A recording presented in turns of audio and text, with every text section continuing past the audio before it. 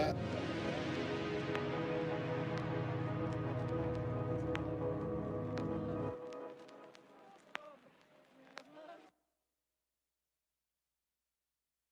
Myth interpreted as it was later on in history led to profound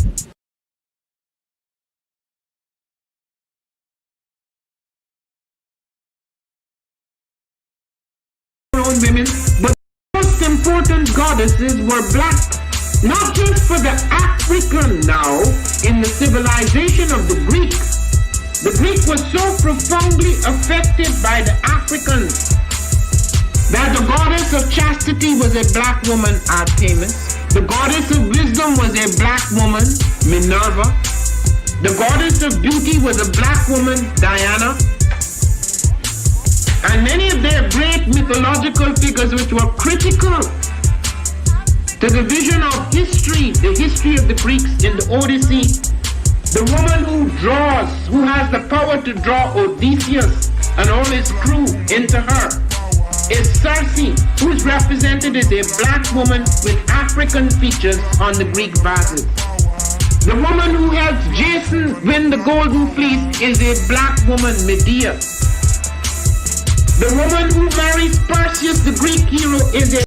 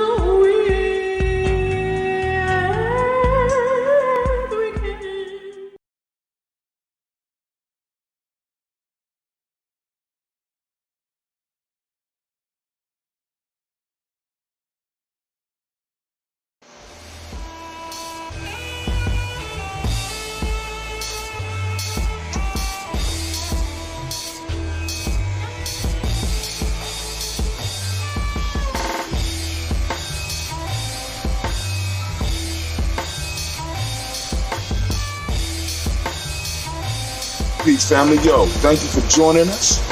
Right? And I'm thrilled to announce the fact that we are now releasing our first free e-course.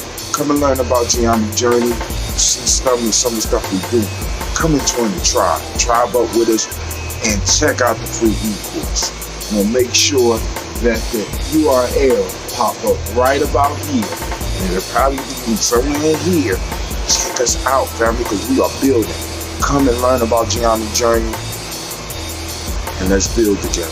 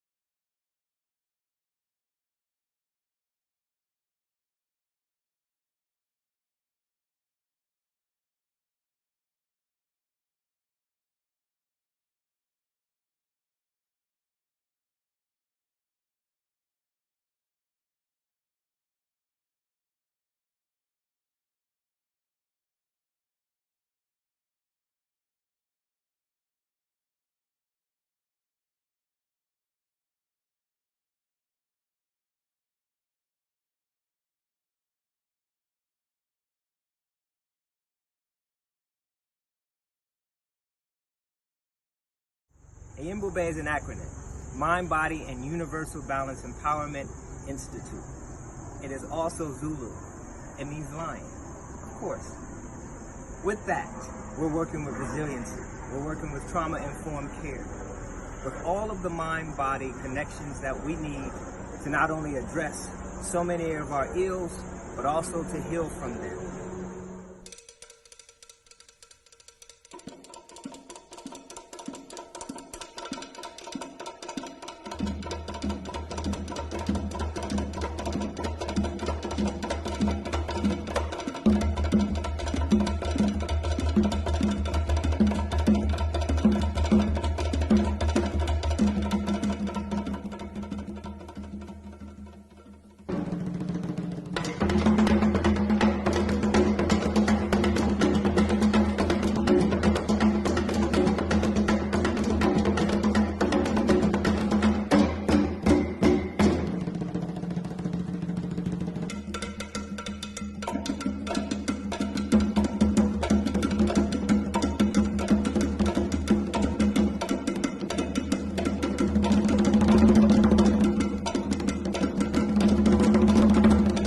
There's no one giant step that does it. It's a lot of little steps. Author unknown. How do you regulate? Yoga, meditation, and Mbube. Mind, Body, Universal Balance Empowerment. We're waiting for you. How do you regulate?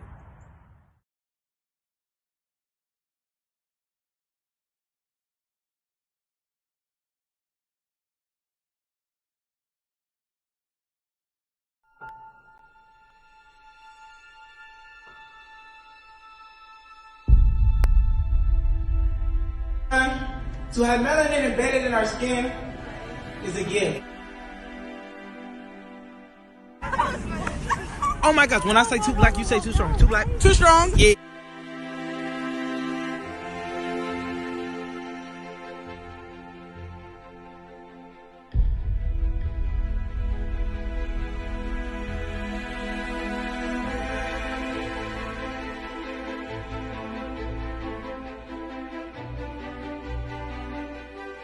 We were born to be great.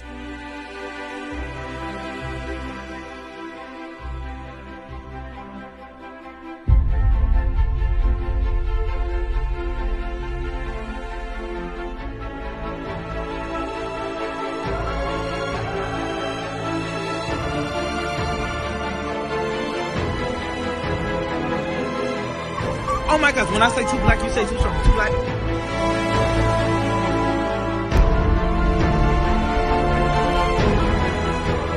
Born to be great.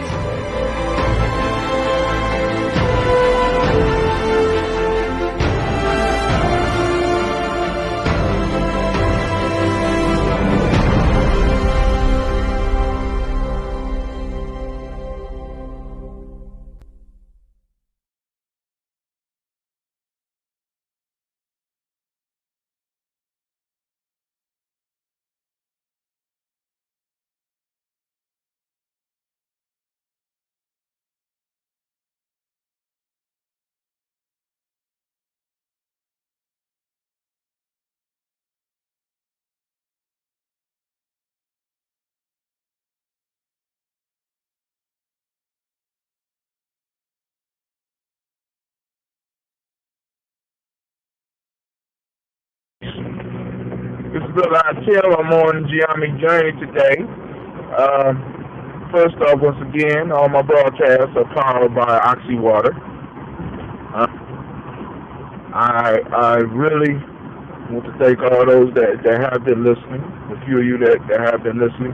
And today, while I'm on the Player's Pyramid, which is one of my books, you can find it on CreateSpace.com. It's available on Amazon. It's available at Barnes & Nobles as well. Just look up Player's Pyramid.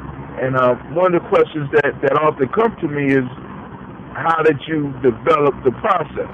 How do we know that this works? Well, the process comes from my experiences in college. I mean, this is how old this is. I sat on this concept for a long time because of my personal fear. I talk about a lot of times, Some of us are excellent coaches, but horrible players.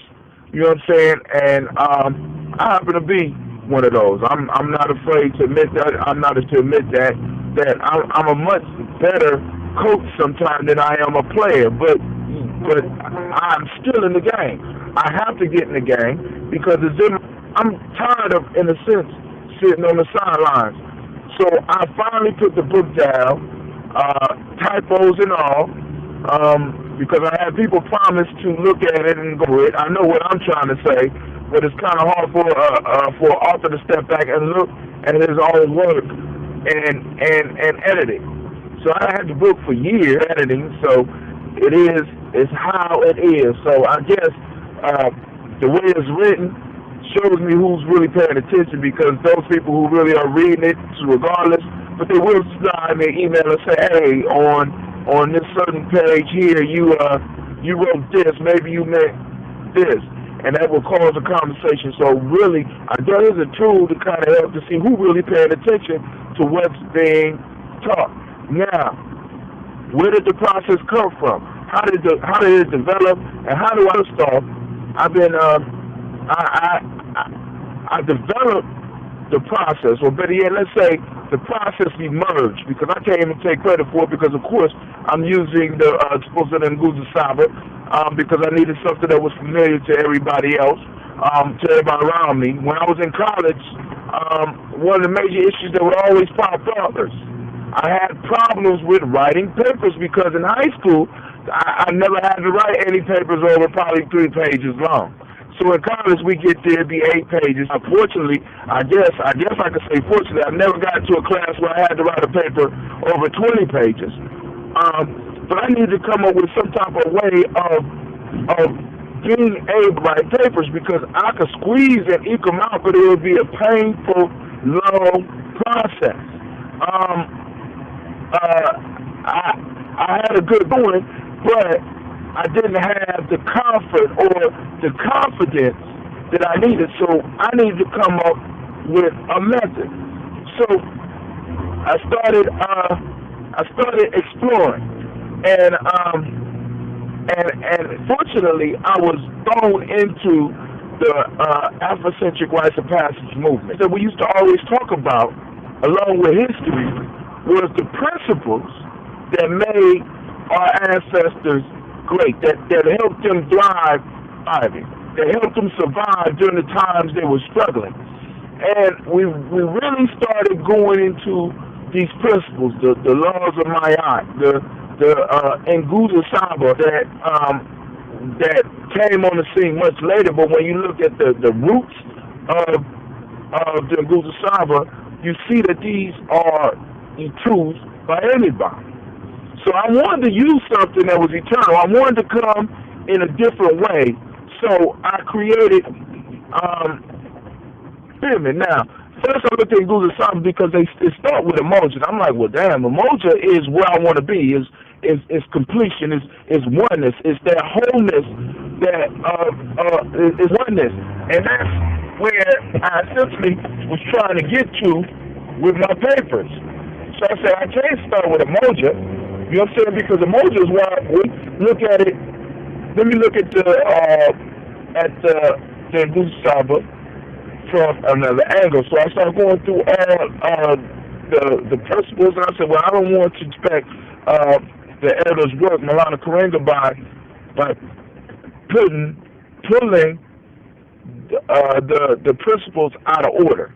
Something constructive. I'm quite sure the elder wouldn't mind, but I said I want to keep it intact. I want it so that the principle could still be learned, and they could be there would be no rising about how to use the principles or whatever. So what I did was I looked. I said, well, all right, cool. Let's look at this as a building. An emoji is the highest point of the building with foundation. So then, if we look at it in order, the foundation of that was faith or Imani.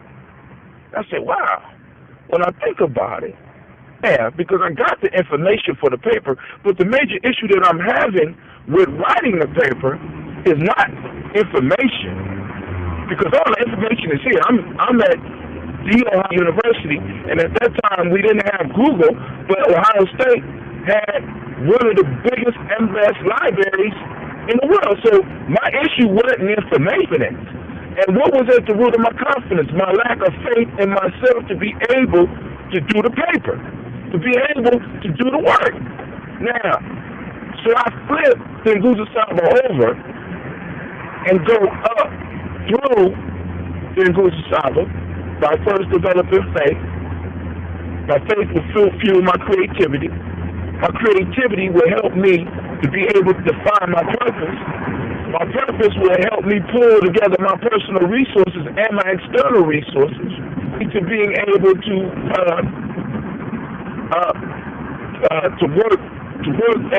work my whole being together and work collectively to be the paper. You know what I'm saying? Pulling on my self-determination to get it done, and finally bringing all of the pieces together in unity with a complete being strange and being the way that I am, you know what I'm saying, enjoying life the way that I am.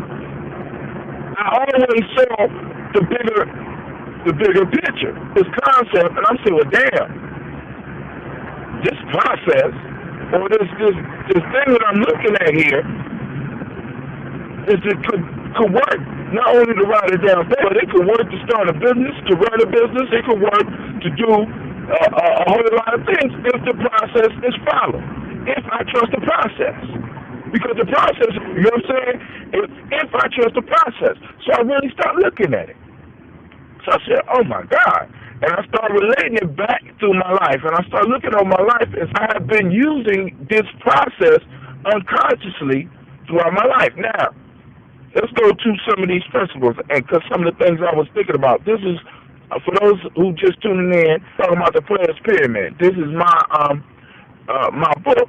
Now, I started thinking about, I've seen some of these principles, and I want y'all to really understand. When I was coming out, there was no thousands of channels like now.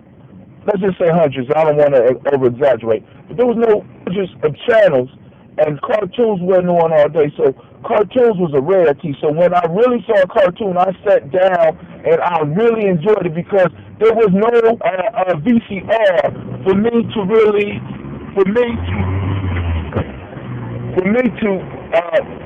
rewatch the show when I was little. I really had to get out of the cartoon what was there at the beginning.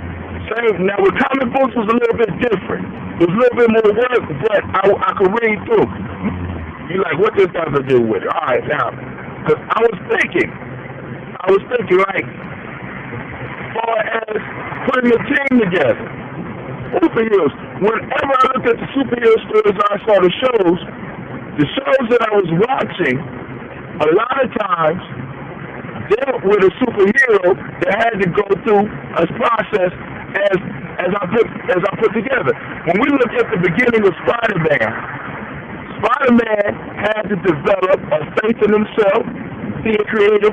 Out of that creativity of him mastering his skill came his purpose, and we could go on and on. We could go through all the superheroes, and we could see this process, Hero's journey that we talk about. The same process arises. You can see it emerging in different language, same process.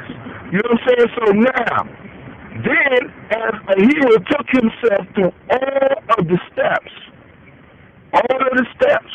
and finally became a whole person, he would constantly have to go back of his pyramid or his principles, but he was a whole being. When he became whole as a hero, that's when he was invited, or that's when he ran into a group of individuals that was very similar to him, and they formed a unit.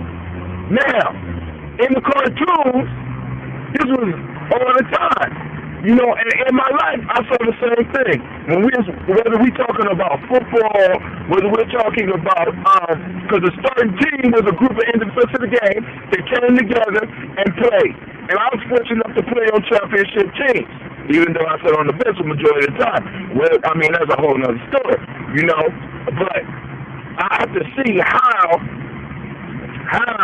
these championship teams were a group of individuals who were confident in their area. And all these just like the Avengers, just like the heroes came together to make the Avengers, just like the heroes came together to make the Justice League of America. Same story, following the same process. Now, for me personally, I saw it in sports, I saw it in dancing, when breakdancing really was popular when I was young.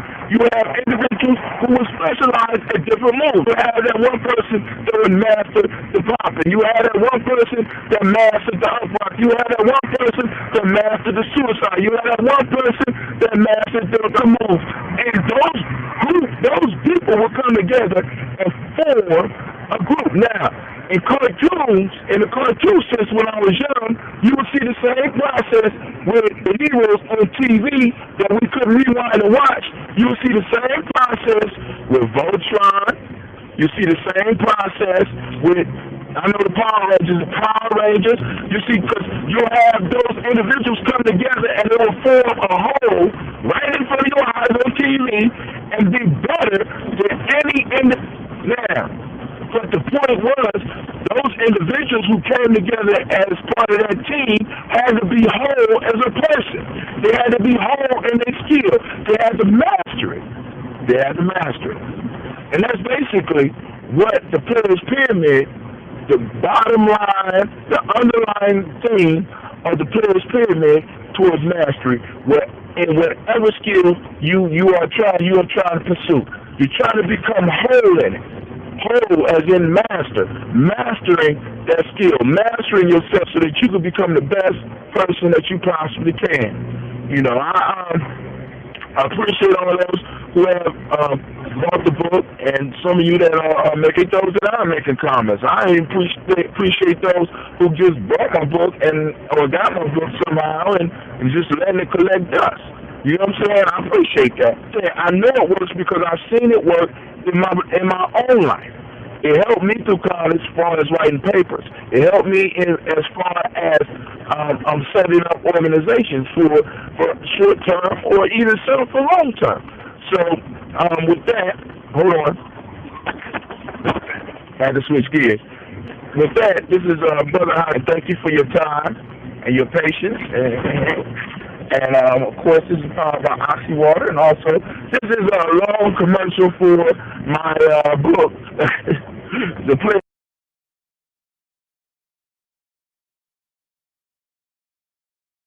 Peace. This is Brother Hatim, and I'm just off of mile 3.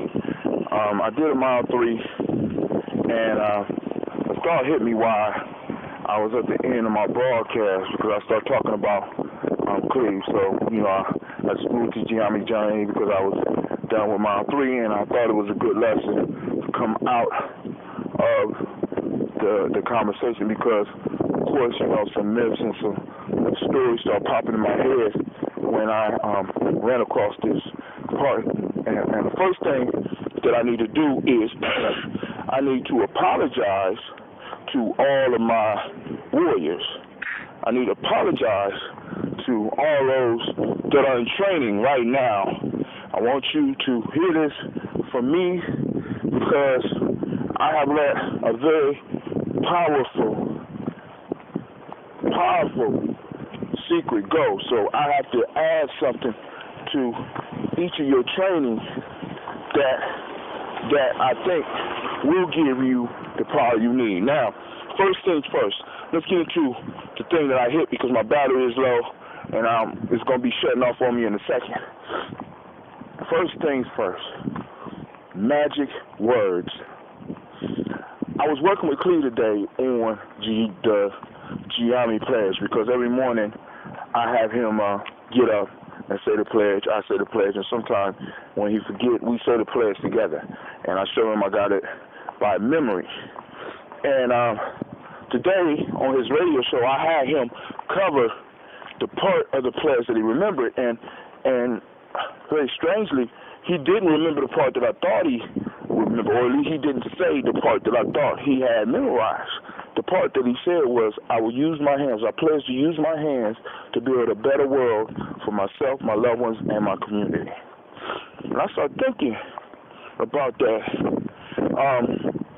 First off, I was impressed by my son, and I have to let him know that as often as I can, because I'm very quick to let him know when I'm disappointed, and I'm trying to be as quick to let him know when I am proud or inspired by him. So maybe that's something that some of y'all can take away.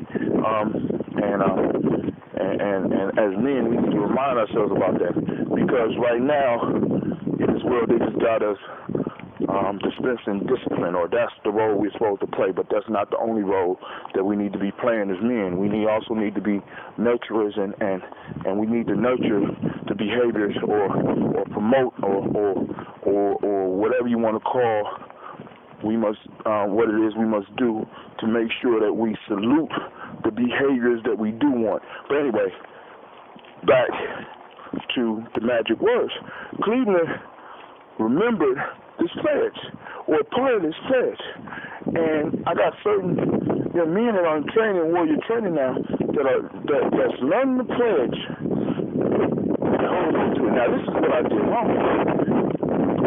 I didn't really recognize the power of magic words and the thing that makes the magic. Now, we done talked about magic, and I'll get off into that on another CD a little bit more, and if anybody wants some more, and we can have a discussion about it, y'all got all my information, hit me up. Well, anyway, one of the things that I noticed about a lot of these magic pieces is that magic was something that was very secret. Only a select group of people was able to get it. So the magic words were passed from one master magician to his student, mouth to ear. Most of the times it wasn't written down. Now they could write down a bunch of the other stuff, but the real secrets were passed down from mouth to ear. And the one thing that I don't think that I neglected was to understand the power of secrets, because I took the pledge and I put it out there. Now I put it out there in a certain way in the public that's a little bit different than in private. All right, but there's something that's missing that's very important. But I'm gonna add some more in there that's missing that needs to be passed from everybody that's using it to those that's not, that are in a sense becoming initiated into using it. We got to have our little secrets in there, because for some reason secrets generate power. I ain't gonna say for some reason. Secrets generate power because they are cherished and they are taken care of. They are looked at as, in a sense, living things, living ideas that are shared by a select group of individuals. And it's that select group of individuals who take care of these words and cherish these words and empower these words with their life force and their belief and their personal ashe. They power these words up, and these words are able to make magic. Now, what started coming to my mind immediately was that at one point in time in my studies, I found out that ancient Egypt's name, or what we call ancient Egypt, wasn't even the name that the people called it. They called it Kemet. And you will always see Kemet spelled K-E-K-M-T. K-M-T. I was like, the hell? You know, that ain't a word. That's, you know what I'm saying? You know, and then as I started getting to my so-called spiritual studies, I started looking, and I would see the name of God would be YVHW or YWHW or YVHV, Yahweh. You know what I'm saying? What? That's not a word. Why are they doing this? So I read in the esoteric text that often people would take, or often magicians or those in power who understood the power of words would take out the vowels out of words that was important, because they believed that the vowels were the soul of the word, and everybody didn't have to have or shouldn't have access to the power of the soul of the word, because they was able to control or understand the soul of the word. They could control the word, so they removed the vowels. You know what I'm saying? So I was like, wow, that's kind of deep. You know what I'm saying? And I'm looking at that, and it's the secret of the words. I mean, it was keeping that word secret, but putting it out there, because, like, for example, the name Yahweh. Now we just freely say it. People freely say Yahweh, but at one point in time, Yahweh was only allowed to be said one time a year by the high priest. I mean, I really want you to think about this. You got this word for this thing that you worship. The name of it can only be spoken by the high priest of your nation once a year, right? Now that's a lot of power being generated. You know what I'm saying? From a secret word. So I'm like, wow. You know, I'm kind of robbing my young brothers of some of the power that these words that they speak as far as this pledge. I'm kind of robbing them by making it public for everybody to get. But I honestly believe that what we got can work for everybody. But I think each individual need to add something private to their pledge. And if they can't do it, some of us that are in the know need to help them add some private things that they create themselves or that you pass on to them to kind of give what they're saying, right? To give it power. Because these words, man, I mean, we just freely speak them out now, but all these words, in a sense, are living things, and we already spoke about the power of meanings and ideas, and how these words inspire ideas, and if they inspire ideas, they, in a sense, living things. The ideas are living things. So when you speak these words, when you speak the Gye-Nyame pledge, or you speak the prayer that Jesus left for his followers, or you're speaking ideas that are alive, that if truly adhered to and truly understood and truly nurtured are able to help make changes in your life. Now my battery is about to go dead, so I'm going to go and finish this out and just say, all we need to remember the power of keeping something secret, keeping it sacred. And then we also need to be able to have those things and make them usable in our lives. You know what I'm saying? So when we give our students or our kids something to remember or something to say, we need to also challenge them to come up with something very personal and private for themselves that they need to say on a daily basis along with what we give them. So I'm going to add that to all my warriors' peace. For all my warriors who are going through the process, I'm going to add that to them. They're going to create that. So with that, I say peace. This is Brother Hatim, and thank you.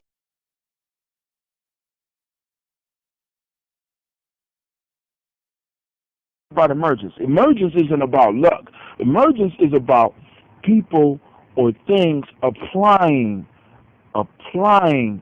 little cycles or little systems over and over and over again, making it possible for something to emerge. So when the lesson that we want our personal pyramids of success, when we build in our lives, we must realize that it's done step by step. And when we are tired, we got to start coming up with little clever things or clever ways or clever sayings that we chant to ourselves to get us to keep moving. You know what I'm saying? The thing I always tell myself is just one more step. I know, I was telling myself more.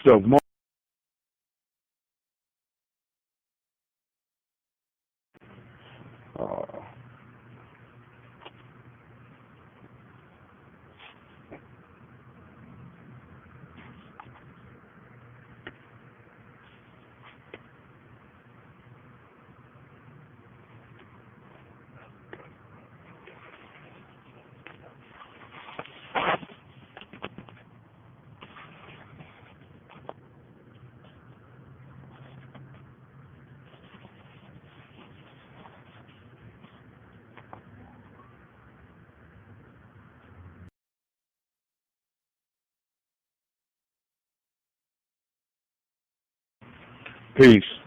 This is Brother Hatim, and I'm on the Gye-Nyame journey here. And I'm not doing this one live. I'm recording this one.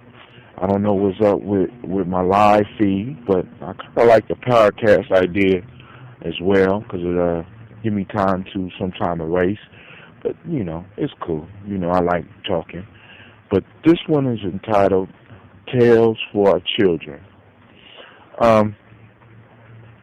I've been reading a book, or reviewing a book, once again, that I read years ago called The Barren Son. And I wanted to review it so that I can get my mind ready for some new business ventures that are coming my way. I feel them coming, so I want to make sure my mind is right and I'm in the right place for them. But as I was reading the book and I started reviewing a lot of stuff, those of you that have been listening to Gye-Nyame Journey, I always talk about telling your story.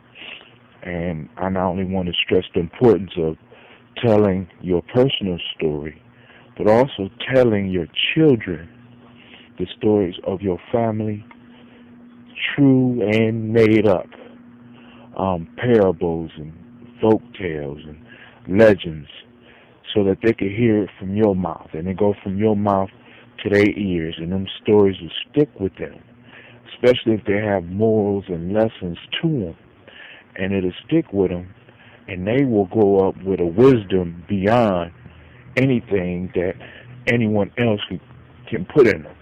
It'll give them information that they will not be able to get in a classroom. What made me think about this was reading the tale out of The Barren Son, and then thinking about my son and some of the issues and struggles that I'm having with him right now. And I started thinking about what other stories could I tell him, because I definitely told him the story of the one nail, how our family lost our legacy because of one nail, a parable that I adapted, and I also told him about some tales that I'm creating for him right now, one called Cephas the Sucker. Also told him about Gye-Nyame, the tale of G.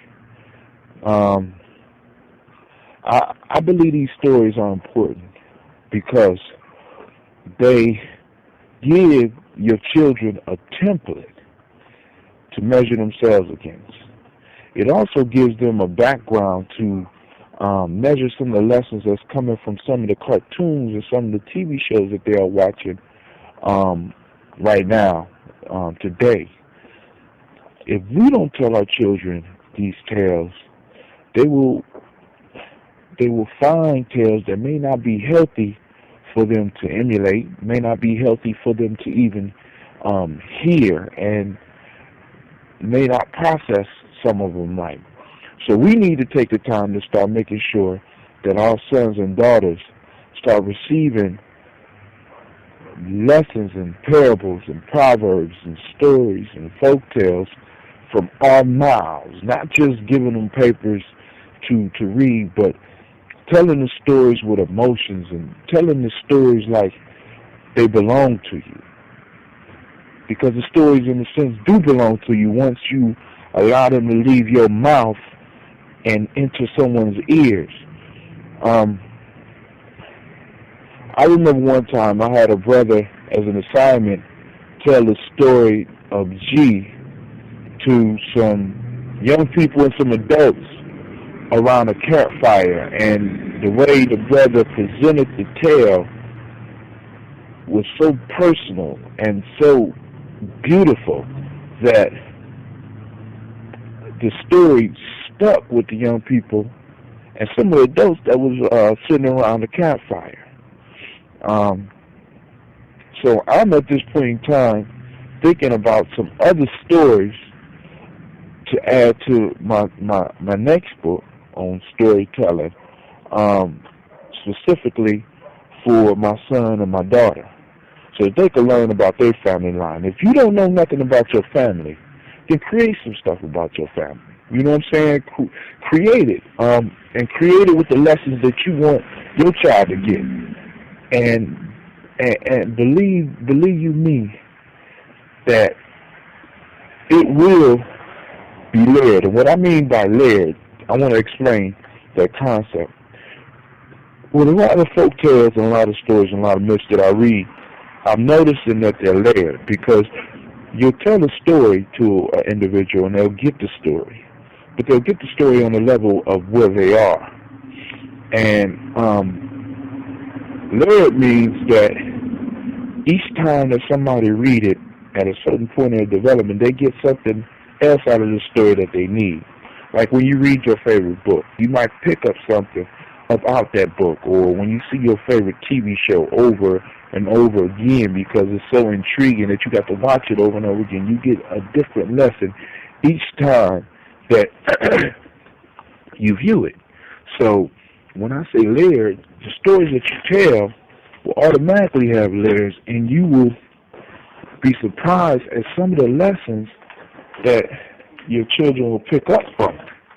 So go on and create some of the stories about yourself, about your family, about ancestors. Hell, make up some ancestors.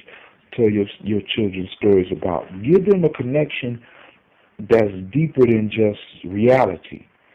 Allow them to be related to heroes that done incredible things, so that they feel in their heart. They might know that the story is not 100% true, but they will feel in their heart that they are related to these great individuals and strive to do great things as well.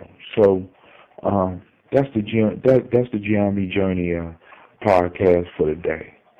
Tales to tell your children. What tales will you create?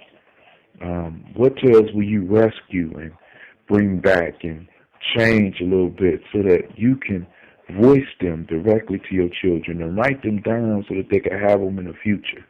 I started with my book so that, when I pass on, at least my kids and my grandkids will have something that I left them. Some stories made up, some stories adapted, but it won't matter to them where the stories came from. What will matter will be that the stories that they hear or they see was created or was brought to them by you with love, and they will get the lesson, they will get the wisdom. And sometimes when you feel that they might be going astray, some of these stories will stick with them and maybe save their life, maybe save you a lot of grief. So with that, this is Brother Hatim saying peace, and I want to thank those people that's listening. Remember that all my podcasts are powered by Oxy Water. I didn't run tonight, so I couldn't do a 3 mile. I couldn't do my 3 mile piece, but I wanted to share that information because I was thinking about a story as I was on my way home and thinking about my son. So, and maybe next time I have a story that's rolling around in my head for y'all. So with that, I say peace, and you have a good night, or good morning, or good afternoon, or whatever year you hearing this. Peace.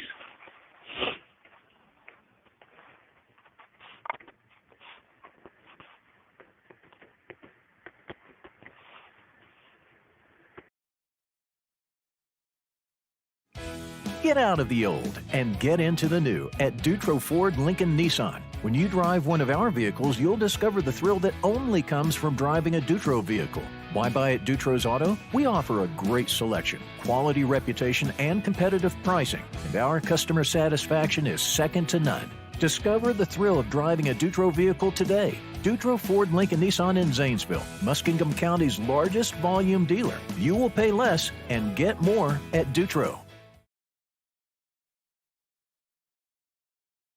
Software engineers and data scientists make upwards of 6 figures a year, and Galvanize graduates get more jobs as mid to advanced level developers than any other coding bootcamp. Galvanize takes an outcomes-driven approach to teaching software engineering and data science, and with over 24,000 alumni worldwide, we're confident we can help you transition to a higher-paying career in just 13 weeks. Visit galvanize.com to learn more. Peace. This is Brother Hatim, and I'm here on the Gye-Nyame journey. I was riding. I had the opportunity to go chill with my grandfather today, and life is good. And I was thinking earlier today, I was going to do this earlier, but the vibe is just now hitting me to do it. Of course, you know, this is sponsored by, well, not sponsored by, but it's powered by Oxy Water. Take me a sip before and after all my broadcasts, regardless of what show I'm on. But let's go and get down to brass tacks. I've been pondering on the power of stories for a very long time. This, of course, is a plug for my book, The Lost Art of Storytelling. And in that book, I wanted to discuss the power of stories and hopefully motivate anybody that read my book, give them the courage to pen their own stories, because the stories that we tell are very important. During a workshop, of course, you know, if I'm doing on stories, if I'm doing a talk on stories, I'm going to have a story to tell you. During a workshop with some of my young warriors, I asked the question, what is the most important story in the world?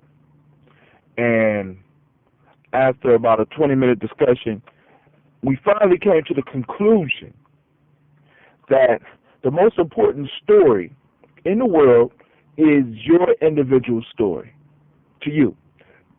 For all of us, the most important story is the story that we are in the process of making. It is the story that we are in the midst of, and that's our life. Our life story is the most important story we will ever tell, that we will ever run into, that we will ever have the possibility of having any effect on this world. It's through our story. So I challenge the young men to kind of think about what their story was. If somebody was to sit down and to talk about their story, what would it be? What's the beginning? What's the middle? Where are we now? And how does your story end? You have the power to control and mold your story. And what I want to do with the Lost Art of Storytelling is let people know that you have this power over your life. You have this power to do this.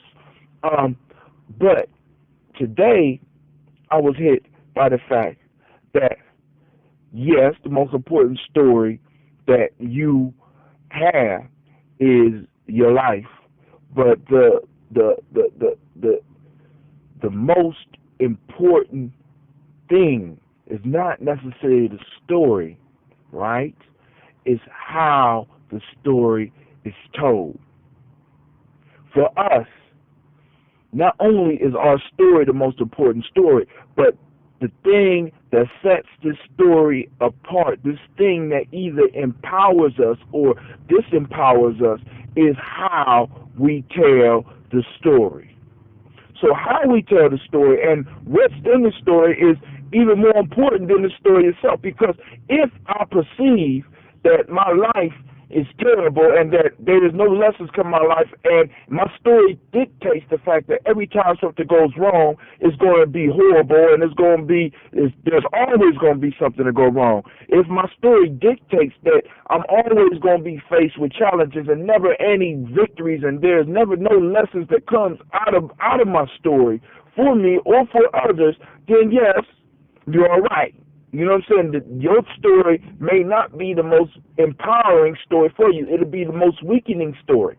So what we need to do to enliven this power of our personal story is to learn to perceive our story and be able to pick out the things that we need to focus on.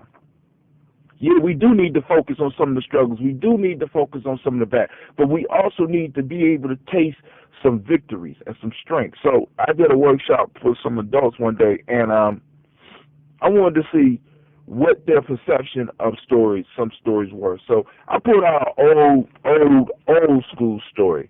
I didn't write this one. Of course, I'm going to rewrite it eventually, but I read them a story from an old book that all y'all remember. It's called Jack and the Beanstalk. Now, these people had paid some money, and some of them was upset. They're like, man, I paid money for this shit. You know what I'm saying? It's a story workshop. You know, my organization paid money for this shit. Nigga, you up here telling a story about Jack and the Beanstalk. I read it through. You know, this was my workshop. Sit your ass down, get the lesson. All right? So people sitting down. So I get to the end, and hopefully everybody out there's familiar with this story, Jack and the Beanstalk. So I say, what is the lesson in the story? Well, first off, don't get no magic beans. Like, wow, okay.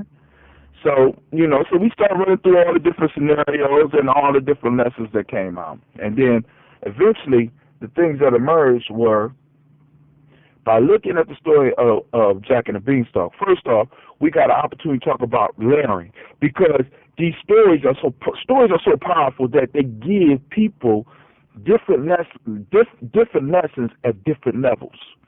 You know what I'm saying?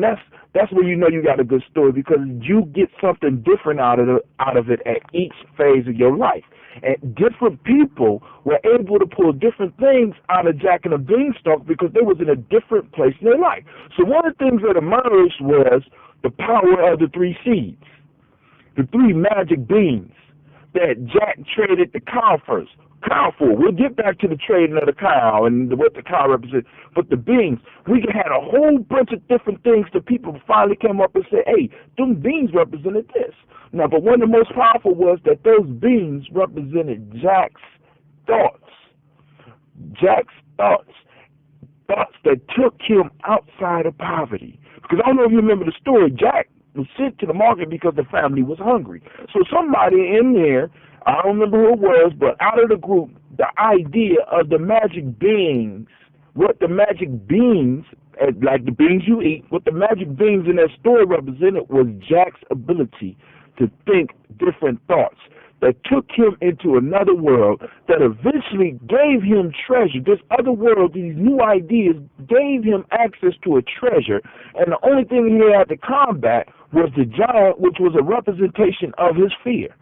Now, all this came out of a workshop that people was complaining about because I had the audacity to pull out old story. But what I wanted them to understand, and what I want you to understand is this. In these stories, especially our stories, there are lessons, and we have to be able to focus to get them out. We got to be able to focus our minds to be able to get them out. We got to be able to challenge our ego. Like, I'm above Brother Rabbit Tales, because I love Brother Rabbit Tales. I love old folk tales and stuff. We're above these lessons, but these lessons encompass the wisdom of our ancestors. And if we are going to expose ourselves and expose our children to this wisdom, we got to be willing to get it, and second, we got to be willing to discuss it, because that's where the lessons come out of. Jack and the Beanstalk would have just been Jack and the Beanstalk for a lot of those people in that room if I had never covered it. But Jack and the Beanstalk not only is something different for them now, they not only see it differently now we as a group share something. I can say that those people that I had that experience with, became part of a tribe, part of a secret group that has this secret knowledge of these beings that Jack carried. So every time one of us may hear the story of Jack and the Beanstalk, we may get a go. Deep, ain't it? Now, next piece is this. What stories are your children coming up on? And are you discussing them? What I did with another group of young people one time was I wanted to show them that stories, what we call stories, myths and fables and these useless things supposedly that the society teaches that they are, these stories, these myths are some of the number one money makers in our culture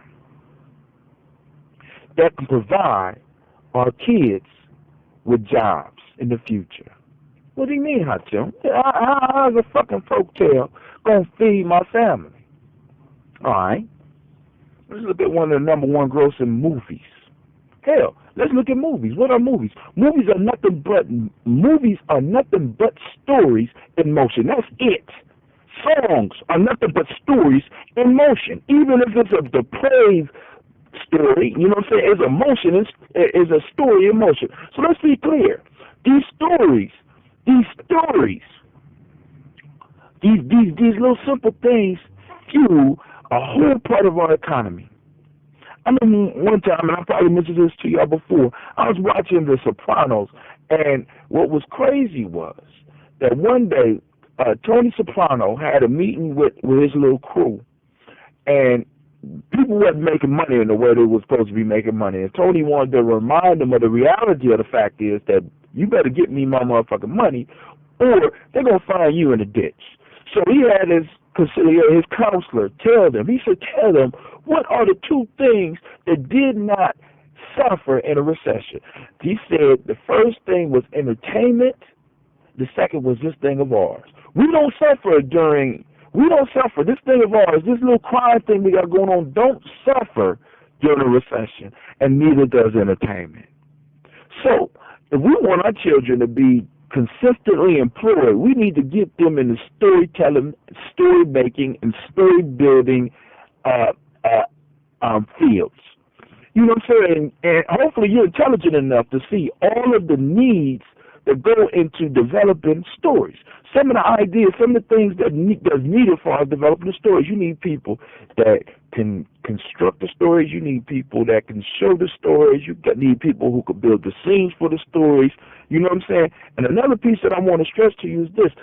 Some of the number one grossing movies are not original ideas. When we look at the whole concept of Star Wars, or we look at the idea of Dune, or we look at the idea of Harry Potter, when we look at these ideas, those stories are built upon old stories. Old stories. So the question I have is, what stories are you discussing with your children? Because the stories set up help them establish themselves in their lives. They understand the importance of stories, and they understand that in their story they are the hero and the villain. And they can decide where the story goes. When you start teaching your children how to understand stories, they start understanding that they have the power over their own story. Let's be clear. Let's keep it real. Let's keep it all the way real. You know what I'm saying? We neglect our children. We neglect our children. It just isn't enough for you to sit down and just watch a movie with them. It's not enough for you just to spend some time with them and take them to amusement parks. We got to get down to the core thing of culture, the thing that hold culture, the things that hold families, and the things that hold people together are the stories. Most of us, any relationship we have in our life are built on stories that we tell or stories that we are making in those relationships. Every relationship has a story. Every relationship is built on a story. Every culture, every nation, every country, every city is built upon a story. This story holds these things together, holds the different aspects of something together, the different aspects of your relationships together. You know what I'm saying? So we got to be clear that when we start telling stories and we start discussing stories with our children, we empower them. We give them power over their lives. So when I watch the Thundercats with my son, and they have a whole new series that I used to watch when I was young that now I can share with my son. I can sit down, and when they come up with these lessons, I can make sure that he's getting the message from the lesson. When he sits up there and he's watching the Young Justice with me, is he getting a lesson out of Young Justice? He might not be able to get the lesson that I'm getting, but I need to be clear on what lesson he's getting from it. You know what I'm saying? And I need to be clear what lesson he's getting from what he's watching, what he likes. What is the story? Because these are nothing but old, remade tales from the past with different clothing and different characters. But when you look at it, the basic building blocks of a story are there.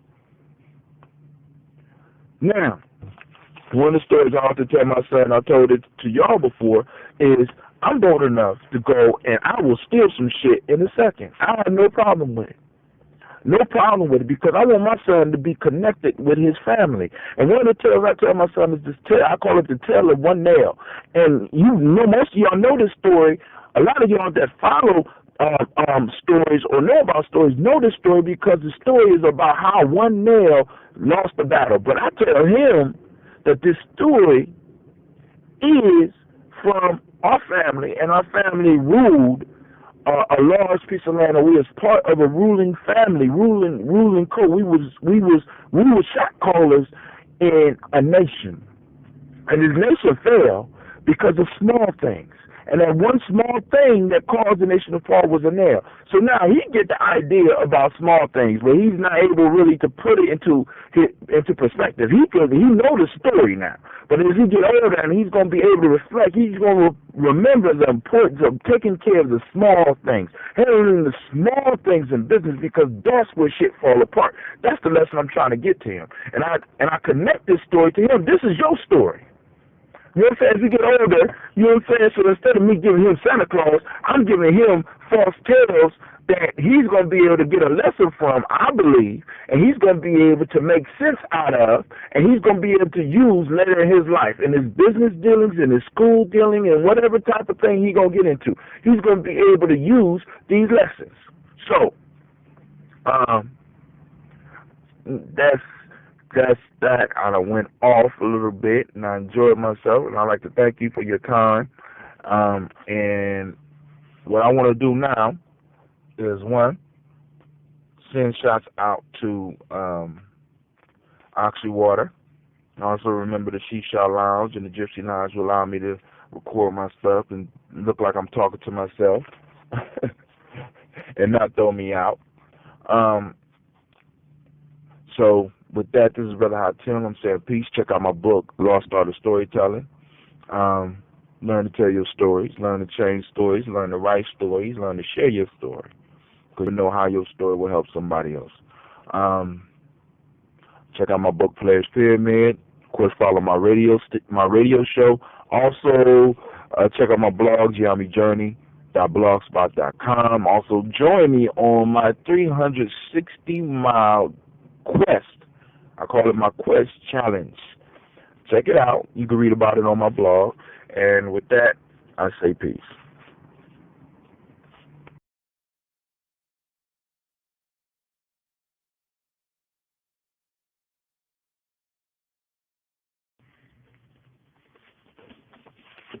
Peace. Welcome to Gye-Nyame Journey.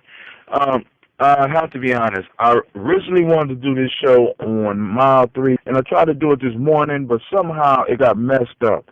And since I didn't run again and put in another 3 miles, I couldn't do on mile 3. So I construct this one for the Gye-Nyame Journey.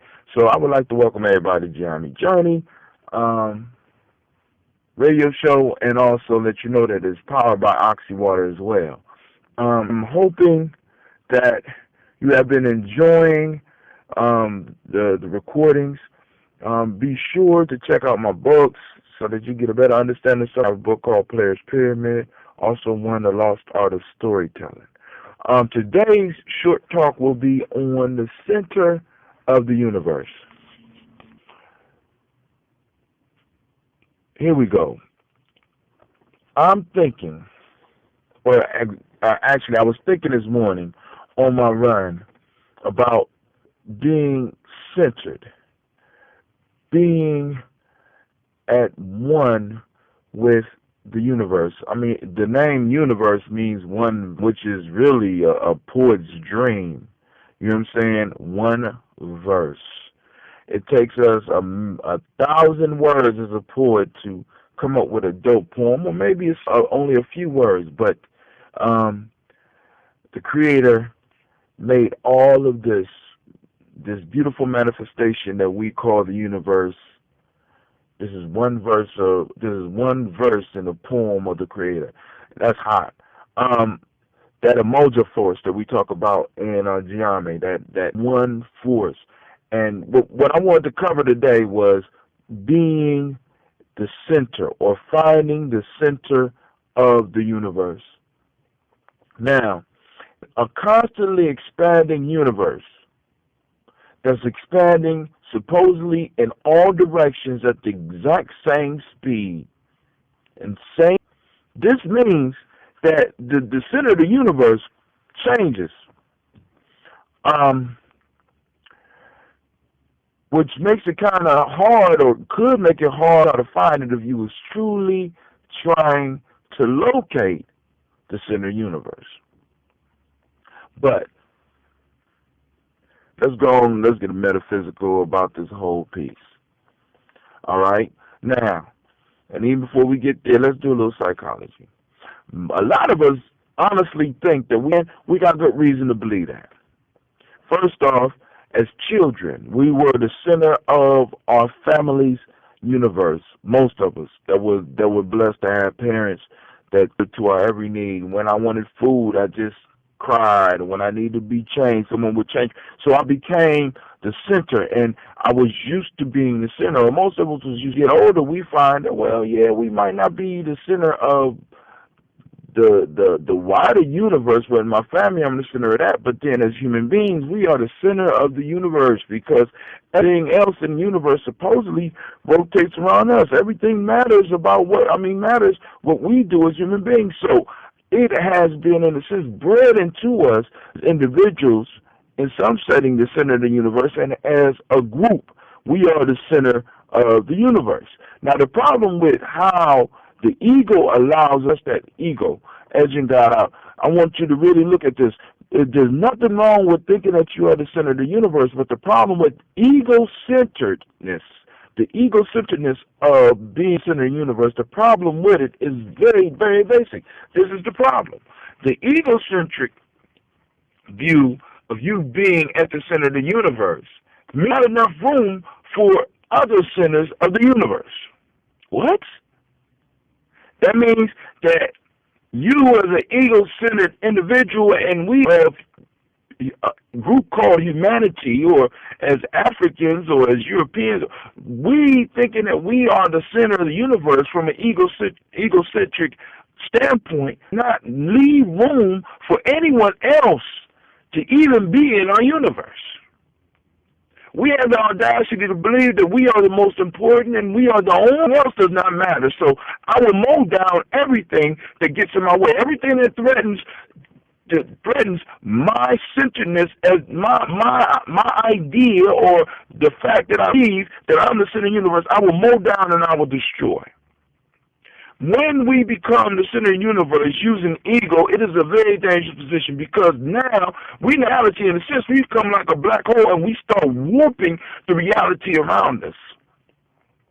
We start warping it. Our mind is so powerful that we start warping so that where we are, we actually start to believe, we start to feel, we start to act as if we are the center of the universe, when in fact,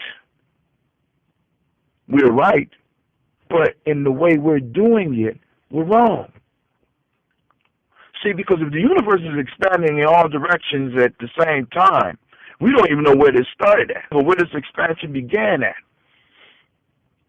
So that means that there's a possibility that there are multiple centers of the universe. Now, when we come from a spiritual or a true self-centered idea of us being at the center of the universe, this gives room and permission. For the matter of fact, you can look around you and see that all life, because we are all connected, are the center of the universe. They share this center with you, and you graciously share with them. As a matter of fact, you carry yourself in a different way. You allow others to exist. You allow possibilities for new life to be found. You leave possibilities that there may be more advanced up there than yourself. You even leave room for the fact that there may be higher things than yourself. We might be looking at some of them. You know what I'm saying? But when we start talking about or looking for the center of the universe, we need to realize that we are it. But we need to divorce our ego from that. We need to move our ego outside of that so that we truly become the center of the universe. Because now, the reason I'm dealing with this right now, because in Capoeira, in Aikido, in worship, as your ego come in there, you are eligible to receive a kick. You are eligible to be flipped. You are eligible to be pushed down. You are totally discombobulated so that you will lose, or you will not find a lesson in whatever you are worshiping with.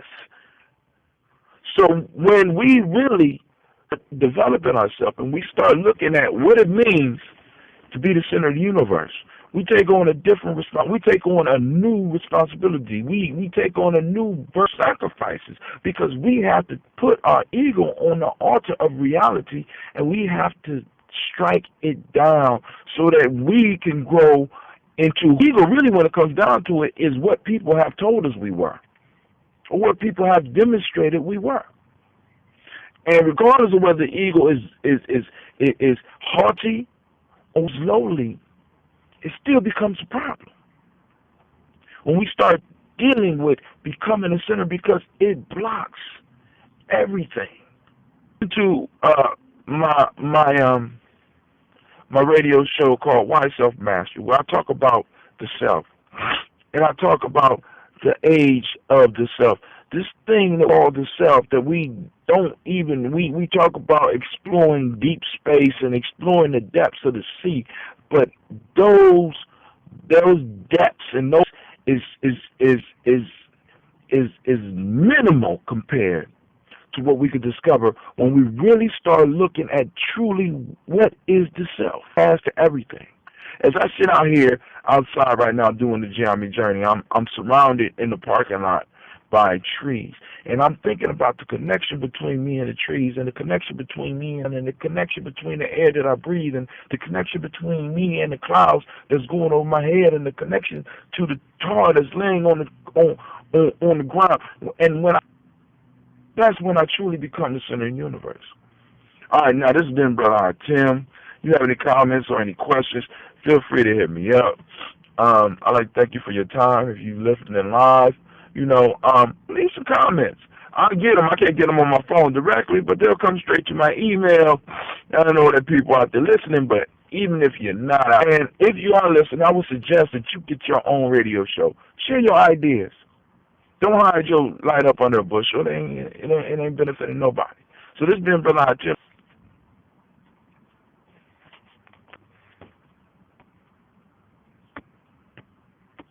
Of course, this is powered by Oxy Water. Y'all have a good day. Peace.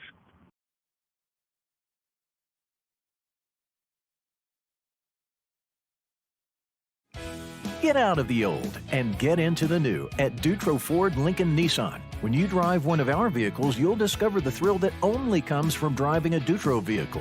Why buy at Dutro's Auto? We offer a great selection, quality reputation, and competitive pricing, and our customer satisfaction is second to none. Discover the thrill of driving a Dutro vehicle today. Dutro Ford Lincoln Nissan in Zanesville, Muskingum County's largest volume dealer. You will pay less and get more at Dutro.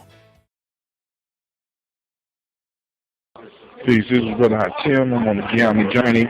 I'm opening up today's show. Of course, it's sponsored by Oxy Water, or powered by Oxy Water, but today I'm exploring family roots and the importance of family roots. It's always important to know where you come from, so that you in a sense, can have a good idea of where you're going. And also just to answer some of those questions about yourself, health-wise, spiritual-wise, mental-wise. So what I'm going to do today is set the example and do some research on my family, but it just so happened that my whole family down south is getting together for the funeral of a cousin and an uncle. We had two funerals this week in May, first weekend in May 2012. So what I'm going to do is I'm going to track down some of my aunts and uncles, because it's kind of hard to get them all in one place. So let me be clear, this is not my mother's brothers and sisters, this is my grandfather's brothers and sisters. So I'm going to track something down. You probably hear part 1 or part 2. So I'm sitting up here. My aunt Punch, but she on the phone. No, they didn't take the credit. Mom Boosie watch TV. No, they out there. So they out there where Boosie. Boosie, they out there.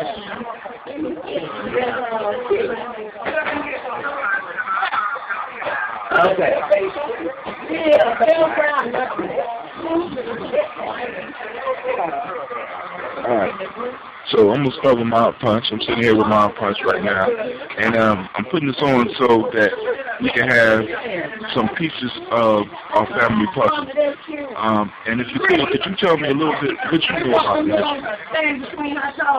All I know is Mama was born in Barnwell, South Carolina in 1906. What was her name? Rosa Lee Tilly. Okay. I think maybe one child might have been born there, but my sister Boots who was born there. Bird is younger than me, but she knows more about stuff than I do. I'm gonna get her. I got 3 of y'all in the room. Right. What I'm doing is I'm interviewing for the family because what I'm gonna do is I'm gonna post this on the internet so that anybody can get it. What I'm trying to do is get as much of the family history down as possible. So people will respond to right. Not just respond to it, but if we start getting the information, because all of us got a little bit of information.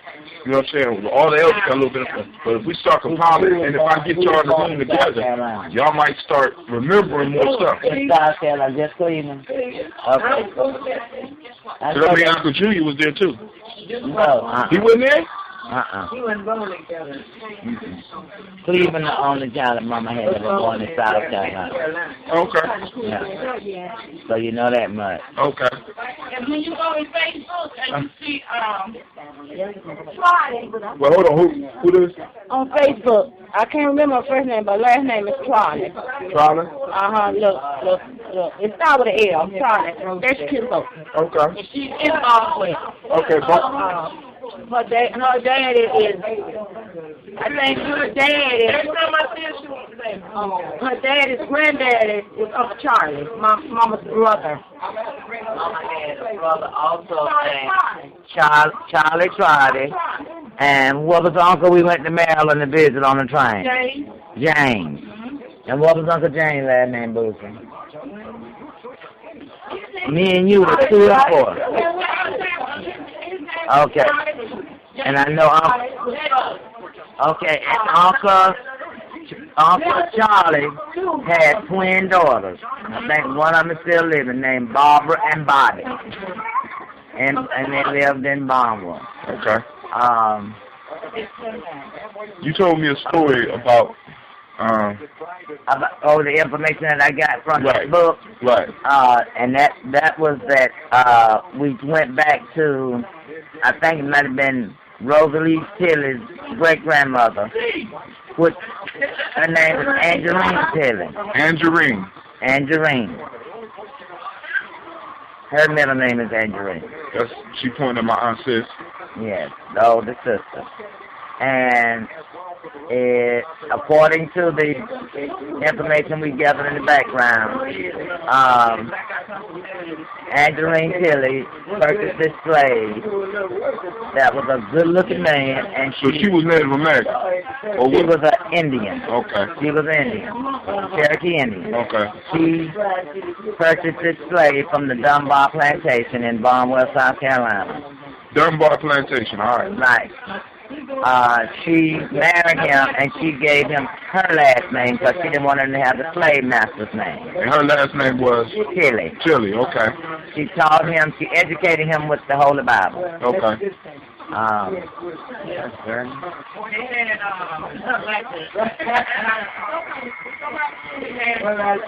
Hold on.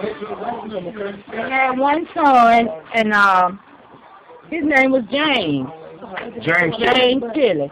The first one. And then the second son, he died at an early age. They lost him at an early age. But then they did have other children. I'm not sure their names.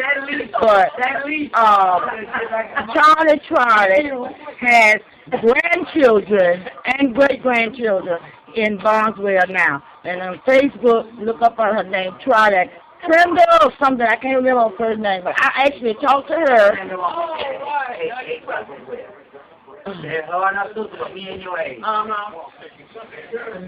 remember her name. Hold on. But her daddy was a child. Her daddy was This man in Barnwell named Herman Brown. That he had he could give us a lot of information. I repeat, his name is Herman Brown. Hold on, sir. Let me see this. when we came over there. Okay, in 2008, Herman Brown was at that time age 65. And our cousin told us that he could give us a lot of information. But Burtis and I had to get back to Aiken, South Carolina, and didn't get a chance. We tried to call him, but we didn't get a chance to meet with Mr. Herman Brown. Okay. So I had a brother named after that name, too. Right. And was, so if I'm correct, so we got Tilly, then you said Trolley, Brown. Trotty. T-R-O-T-T-I-E.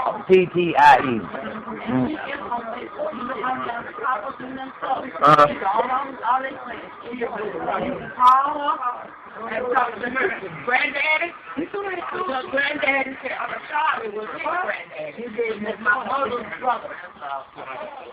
So we got, all right, and then we said Barnesville,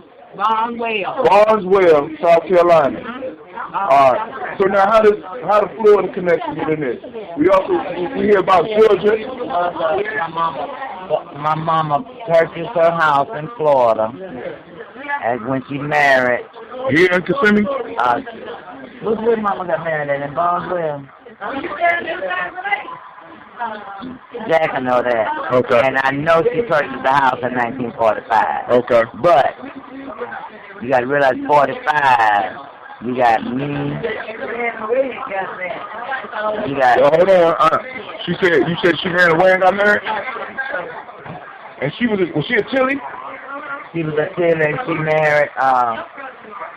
What's her name? Huh? Mama, what was she married? Huh? Oh, you remember her? Yeah. Okay. And then,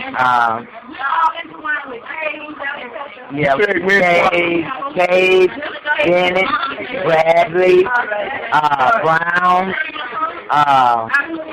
and if you talk to my brother, Jack, he can give you all the names. Okay. She said she goes to the family reunion of the Cage every year. Like 20 hours. Right. See, their mother was our relative. Okay. He can give you a lot of information too, but Ruby can. Cave like C-A-V-E. Okay. And when my mother was a little girl, her mother passed away. That's how she ended up in Florida. Okay. With her mother's sister, Aunt Honey. What was Aunt Honey's name? Anna Wade. Anna Cade. Aunt Honey was Cade. Grandma was a Cade. Grandma was a Cade. Right. Grandma, what was her name? You talking my grandma. And look at Angelina married a Cade because Angelina and Aunt Honey were sisters. Right. Okay, Father Lockins, his name was Cade. He was a brother. Right. He was a brother. Lockins was Aunt Honey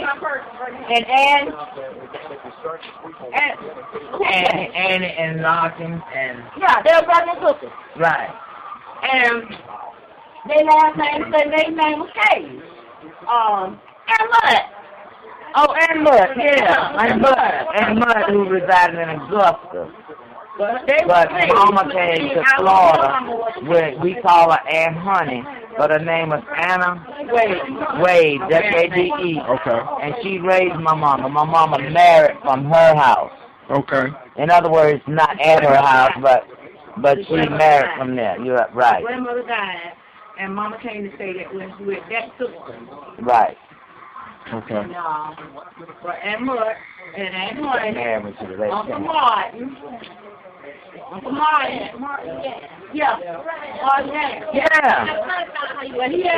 Yeah. Who? Martin. Oh, that's another name. Yeah, that's another name. Uncle Martin and Aunt Honey and Aunt Mudd were brothers, and Lock and Cade were sisters and brothers. Uncle Martin Stay back out here on Farmway. And my mama. Yeah, still my mama. Yeah. So how did Brown get in? How did Brown get in this? Your great granddaddy. His name was Brown. What? Herman or Miles? Herman. Okay. When Mama married Herman, her name went to Brown. Okay. All right. Who was Anna Brown? Well, now, people, when I spoke to him years ago, He talking about Cleveland, Moses, brother. oh yeah, Cleveland Brown. When I spoke to him, I said, "Tell me about the history." The only thing he told me was name. He told me Miles Brown. And he told me that the only name that he remembered for his grandmother was Miss Ann. That's all they called her. Miss Ann. Miss Ann. He told me he was talking. Miss Ann. They call her Miss Ann. Miss Ann? S-A-N-D. Miss Ann. Even Mama called her. When Mama spoke of her, she called her Miss Ann. Okay. Yeah, my brother. I think he was Jack goes all up in there. Jack goes all up in there. Involved with it. Everybody crazy. Jack will take you everybody. Jack knows every last one of them. all of them. We went From Bondwell to up there, Jack know them all. Jack and they never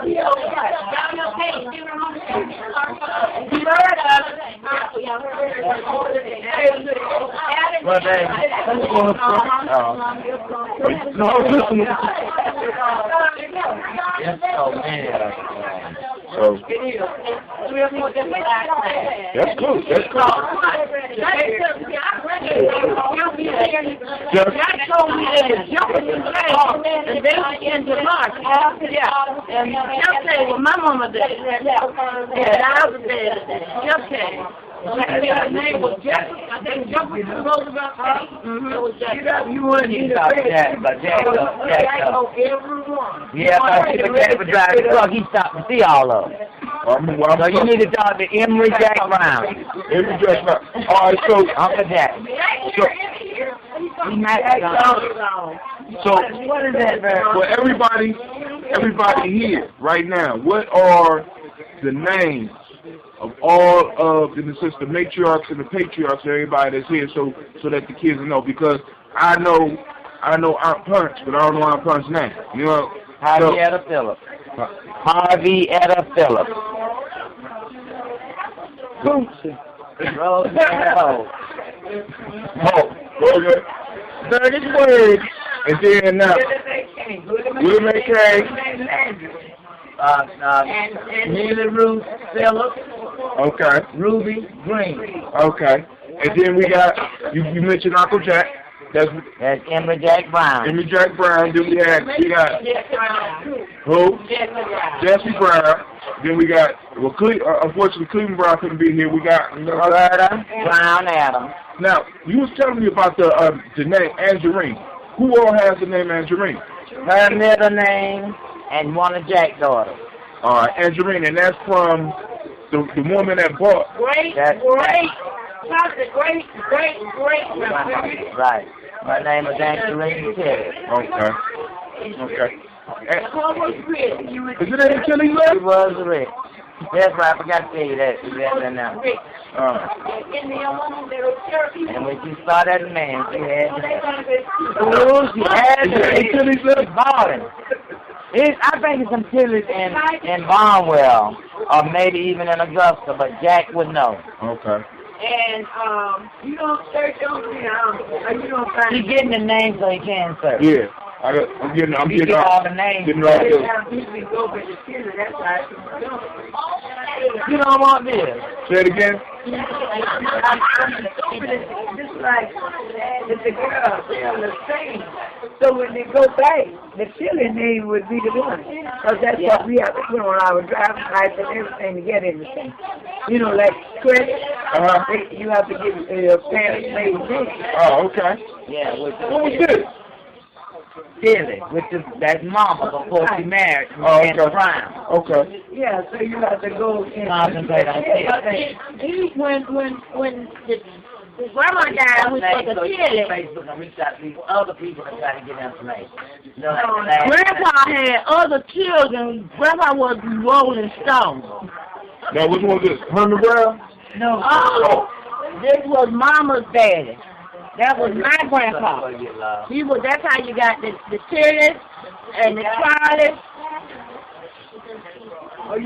Some of them went in their mama's name, but Mama was married to him, so she went in. That side went in the Tillis. But Grandpa had other children. Grandpa probably, I think, with Mama's mama, Grandpa probably had, I think she said 16. And then he had about 16 more with the other lady. Yeah. So which one of y'all took out the great? I said, Grandpa had about 30-something kids. Jack. I never that in a hurry. Jack had 8. Jack got more than 8. He had more than 8. Jack had about 12. The grandfather? Okay. And what was his name? His name was Charlie. Charlie, okay. Now it's Trotty, T-R-T-T-I-E. But she on Facebook, and like I say, her granddaddy is alive. And he said, when I talked with him, and I was telling about the reunion last year, he said that Uncle Charlie was his granddaddy. He's along with me. He said he was 62, and he said he had sugar, he didn't travel anymore. But I asked him, did he know Charlie? And he said, I said, this Charlie had 2 twin girls. He said, Barbara. I said, yeah, and Bobby. He said, yeah, and he told me one of them was dead. Yeah. And he said, Jack told us one of them. He said they were his aunties. He said they were his aunties. And I told him who I was and everything. He said, yeah. He said, Charlie was my grandfather. And I invited him to the reunion, but he said he didn't travel because of his health. And the girl I found on Facebook, is Liz, I think it's his daughter. Because she's the one sent me an email and sent me a telephone number. And when I called her, she called her dad and she told him what was going on and asked him could I call him. And he said, yeah, and I told him who I was. So I did talk with him on the phone. And he's right there. They still in Boswell. They both live in Boswell. And like I said, go on Facebook and put her name up there and search and come up and tell her who you are. You're related to the Tillis, and you would like to get some information. Because she has the court right there in town. She can go to that courthouse and dig up everything. All right, thank you. So now the next mission is to find Uncle Jack and get the rest of it. I got to show you that, baby.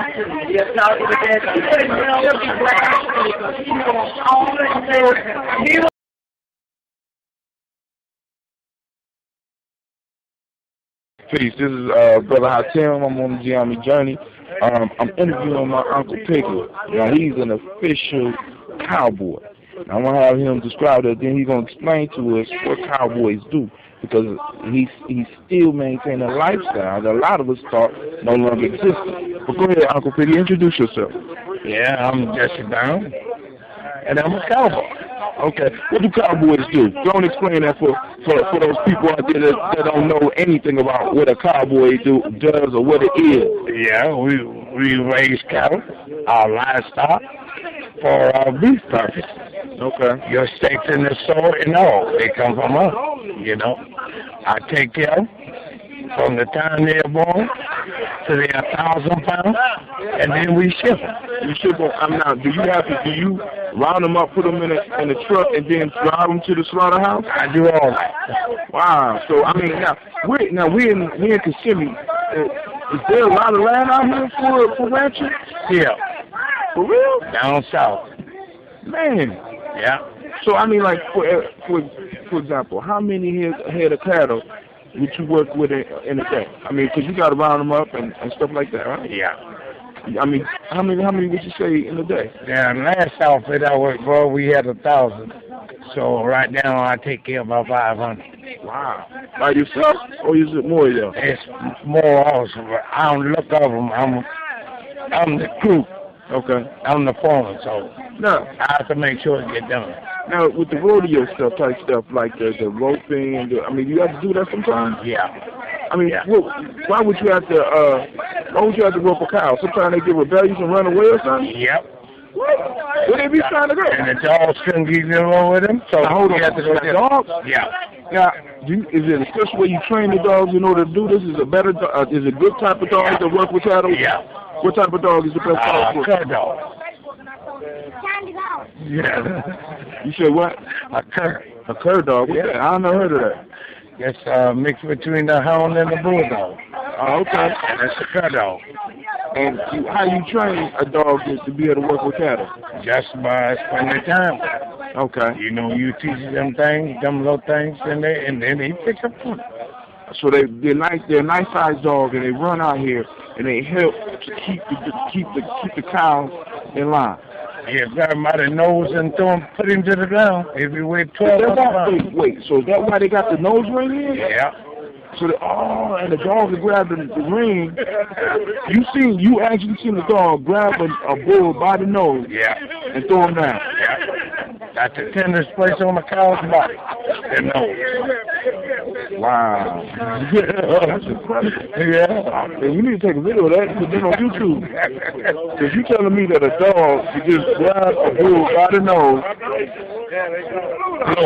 Little dog. A little bull. A little cow. No, a little dog. A little dog will grab the bull, a 1,000-pound bull. 45-pound dog to a 1,000-pound cow. That's incredible. That's incredible. Now let me ask you this: what's the longest in a day? How many, like, 'cause it ain't like you can work at like a 9-to-5 job. So sometimes do you be out for long periods of time, or how do y'all do that? We used to go by the week. Okay. But since we got modern times, things have changed a little bit. Now we spend more time on the road than we do together the cattle. You know, it's just traveling now. You know, just things that got so far out. Yeah. Okay. So how big is the average ranch? I mean, because I imagine they eat a lot of grass and a lot of hay, so they got to be moving. Yeah. And for them to be strong and for the meat to be healthy, they have to move a lot. Yeah. So how big is a ranch? Well, one ranch I worked on was 168,000 acres. When I was growing up, and on through the years, we had 20,000 acres and on. People started settling out, so we scattered out right now. We got about, let's say about 1,000 acres here. Okay. 1,000 acres there. You know, like that, yeah. Now, let's go on into the history a little bit. How did you get into this way of being a cowboy? Well, the man I used to stay with as a kid, 10 and 12 years old, it was that. He just come every afternoon. Once he got to know me, let's go to the woods. And then he had some cattle, and that's where I got started. Okay, and you just fell in love with it and just stuck with it. And by pursuing that, it kind of helped take care of your life. All the time. Wow. What's the longest you've been out with cattle, ever? A week. Okay. I mean, you would sleep out there with them? All the time. A week. Okay, where the dogs go when you leave? They just stay on the... They be right there with me. Yeah. They be there. I'd like to thank you, Uncle Jack. Uncle Jesse. Well, Uncle Piggy. Yeah. Let's keep it simple. Yeah. Thank you for the interview. Thank you for the information. I'm gonna listen to this. It's gonna be on air soon. So. Yeah. Oh yeah. I mean, I could have did it live. All the technology is crazy. I could have did the show live, but I'm gonna do it right now. I'm gonna type your name in. I'm gonna put it up to the internet. Yeah. Yes, sir. Yeah.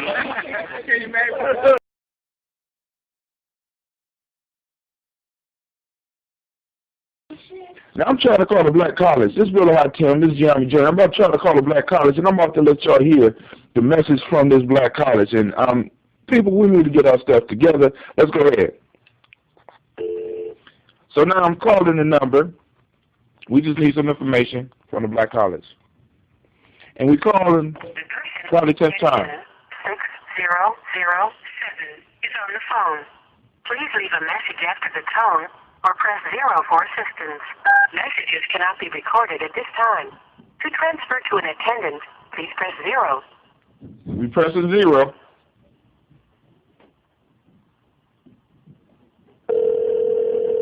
Oh, we might get through. We might get through.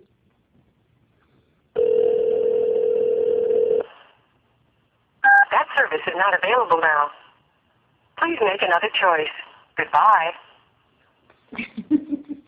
Kind of shit. Oh, hey, black people, we got to do better. You know what I'm saying? Now, that was a black college. I'm just trying to get some information because some of my kids talking about they want to go to a black college. Please, black colleges, get your shit together. This is Brother Hatim. I'll see you later. Peace. At Encova Insurance, we're committed to leaving a lasting impression in all communities we serve. We support local causes that mirror the values and interests of our associates, agents, and policyholders. We partner with organizations that are dedicated to improving lives. We are committed to building something greater than ourselves, encircling our communities with strength and support. We are Encova Insurance. Learn more at Encova.com.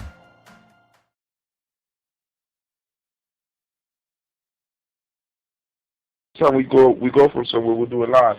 But now, I'd like to welcome y'all to Gye-Nyame Journey. Right now, I'm doing what's called Warriors class.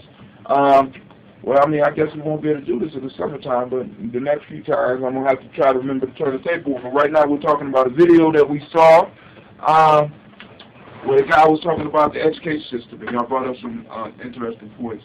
And somebody was talking about something. Anybody remember the last point we was on? We were talking about how the kindergartens, the kids pass the diabetic and the gene the divergent genes, right? Yeah. But what started happening? What did he say? Y'all know what he meant when he says a longitudinal study. Y'all know what that means?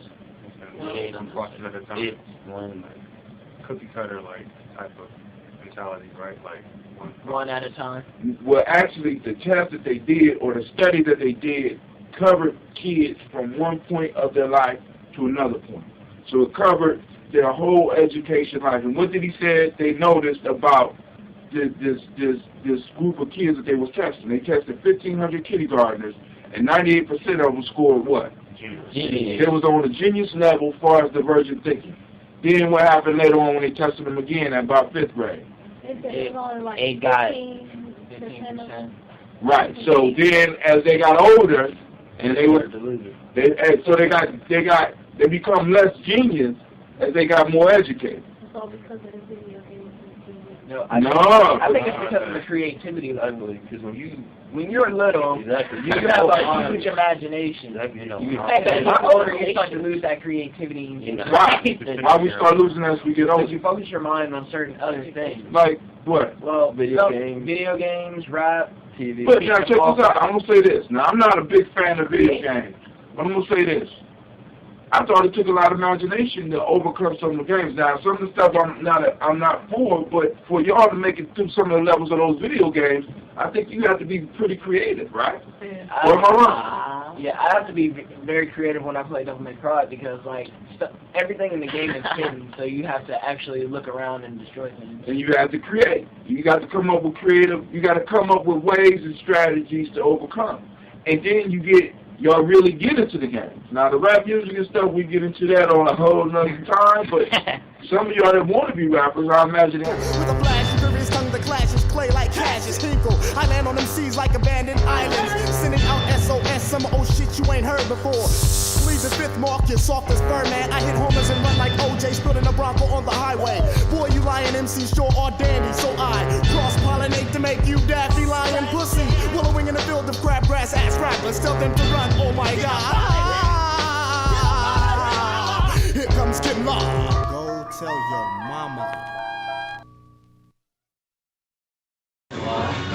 This is Brother Asaru, and you now listen to Gye-Nyame Journey Radio. Peace.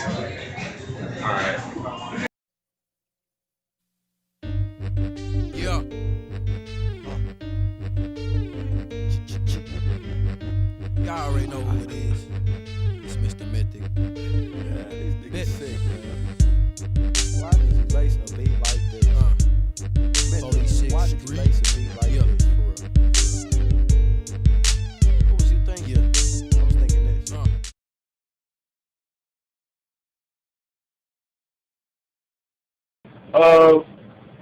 Of life. Let's put it this way. I'm old enough to remember the story. You know what I'm saying? But I'm wise enough not to lie to y'all about the story. You understand? When I was young, it was actually a college education really made a big difference. It's almost a guarantee.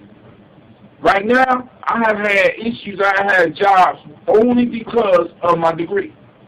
Right? But like I tell y'all, I'm not saying that education is not important. I'm not saying not to get a college degree. But what I am saying is that there's no longer any guarantees with a college degree. As a matter of fact, listen to the radio. Every morning when I turn on the radio, I ain't going to say every morning, but let's say 3 times out the week, listen to some of those conservative radio stations. I wake up to 6:10 every morning, and what I'm hearing is that they bring up the statistics of like 62% of all people that graduated from college last year are now unemployed. Graduating from college does not guarantee a job anymore. So that means that in a sense, y'all going to have to fire up that little child imagination and start creating. Create your own job. Exactly. Create your own career. Huh? Is it the same thing with drawing? Drawing, what you mean? Yeah, drawing, yeah, it takes creativity. First off, you start copying, so you develop a discipline when you're doing that. But then when you start drawing things on your own, you have to pull it from somewhere. All right? You know what I'm saying? Now, speaking of the creativity, somebody tell me what the second step of the pyramid is. Kuumba. And what is Kuumba? Creativity. Now, what we hear now is that the system that we have right now is killing our creativity. But our creativity is a major thing that we need to survive. It's a major thing that we're going to need to survive in the coming era. Major. You know what I'm saying? Because we're going to have to be able to, in a sense, if we are going to continue being cool, we are going to have to be able to learn how to put food on each other's table. If you have a book, I got a book, you got a book, you got a lecture, you got an album, you know what I'm saying? We got to figure out ways and how we can help each other grow and help each other prosper. Because if he prosper, and you know he's been working with you all this time, he ain't going to look at you not prosper. People that rise usually hang with other people that's rising. People that's rich usually hang with other rich people. You want to change your life, change who you hang with. Or at least get your crew thinking about the world in a different way. Alright, so now, you gave them some homework. What's the homework you gave them? This is Brother Devin. Y'all going to introduce yourselves real quick so that they know. This is what led.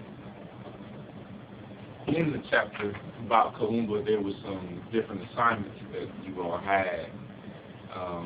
So one was dealing with visualizing something, taking a step into the kitchen, looking at it for about 10 seconds, and then going into another room and writing down everything that you remember seeing. It's called building that memory. Huh? What's 3 levels of learning? Intelligence of the mind. Intelligence of the heart. Intelligence. Memorization, intelligence of the mind, and intelligence of the heart. Say it again, say it right so that they get it. Memorization, intelligence of the mind, and intelligence of the heart. So now, with our creativity, one of the first things we want to do is spark up that memory, right? Because we build off of what we know. When it comes to creativity, we build off what we know. But now, the next part about creativity, what separates creativity from just doing things that we remember, is that with creativity, it takes heart. It takes the courage of a warrior. It takes that person looking for that adventure to jump off and do what other people have not done before. I mean, think about it. Think about all the people that's making money. They came up, they found something, they found a niche, they got into it, and they worked it until it produced. They might have failed a whole bunch of times. Some of y'all, the dreams that's lying in your hearts, you're going to fail a whole bunch of times. But you can't give up. You can't let down your creativity and you take the job. I was Oprah, man. I've been watching y'all might need to get on that.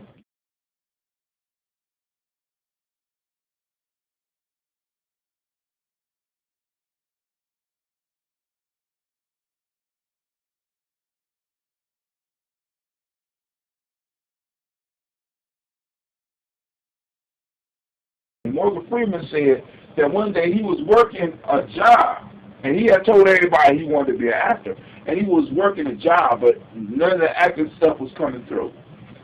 And his boss had posted, wanted a piece, it's about to get ugly, about to get gully, full bottle of bubbly, headed for your scully, hop in the cuddy or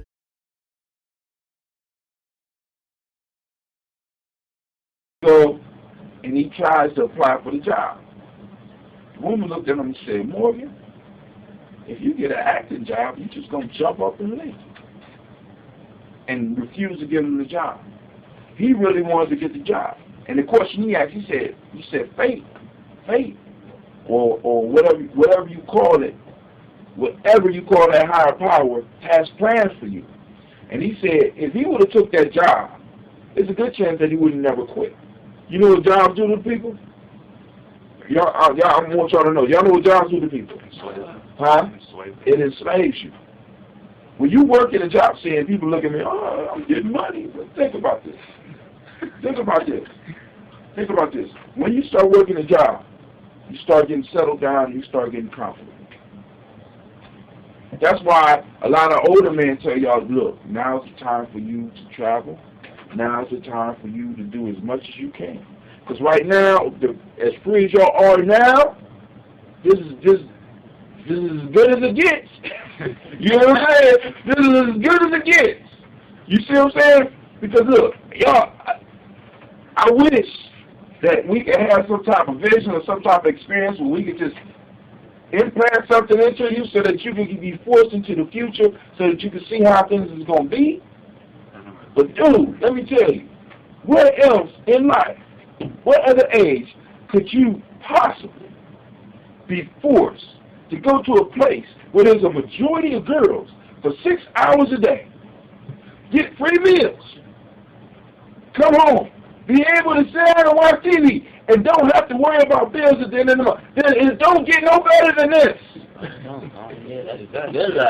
Y'all, you said that. Y'all got the good life. But the piece that I'm saying to you, if you are not preparing yourself, use this time to prepare yourself because you're giving all this free time right now, right?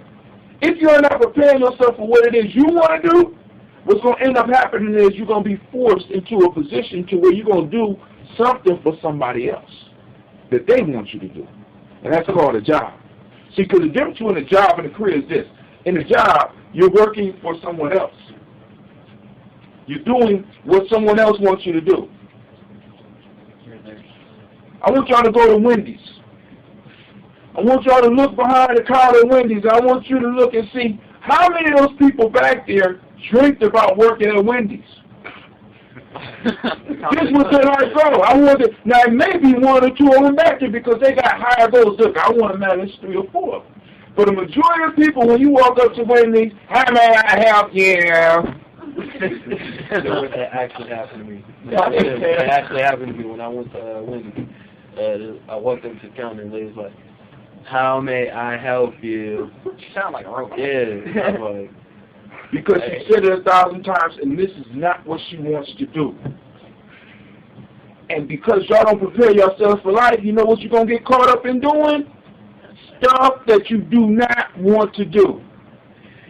At 15, 14, 13, 12, 11, y'all need to be thinking about and preparing yourself and mastering something so that when you get older, you do what you want. That's what this is all about. So y'all supposed to do it. How many of y'all did your homework? I was here. I was not here. I was on. Oh, you right now. I was on right now. I would have him out. He was here. I heard him out. He was here. But he was in the cafeteria. And then he left, and then he came back. So now I gave everybody books. I'm giving away the books for free. So y'all, I'm giving away the books for free. So as far as PDFs, I'm doing PDFs. So if y'all know people that y'all want to get, you know what I'm saying, they need books or whatever, let me know, and they all they got to do is email me. I'm going to give away the book for free. Because now I'm moving into a whole different business model, a whole different idea. Because so now, just what I need done. What we're going to do today, we just brushing on Kahumba, which is that creativity. And one of the reasons I wanted to show that video, or one of the reasons that emerged from that video, because I seen that video earlier today, and I was reminded, I said, damn, I wanted to show this to my kids. Y'all here for me, y'all go for me. Creativity. See the video. But what emerged from it was the concept of Kahumba, because we still on Kahumba right now.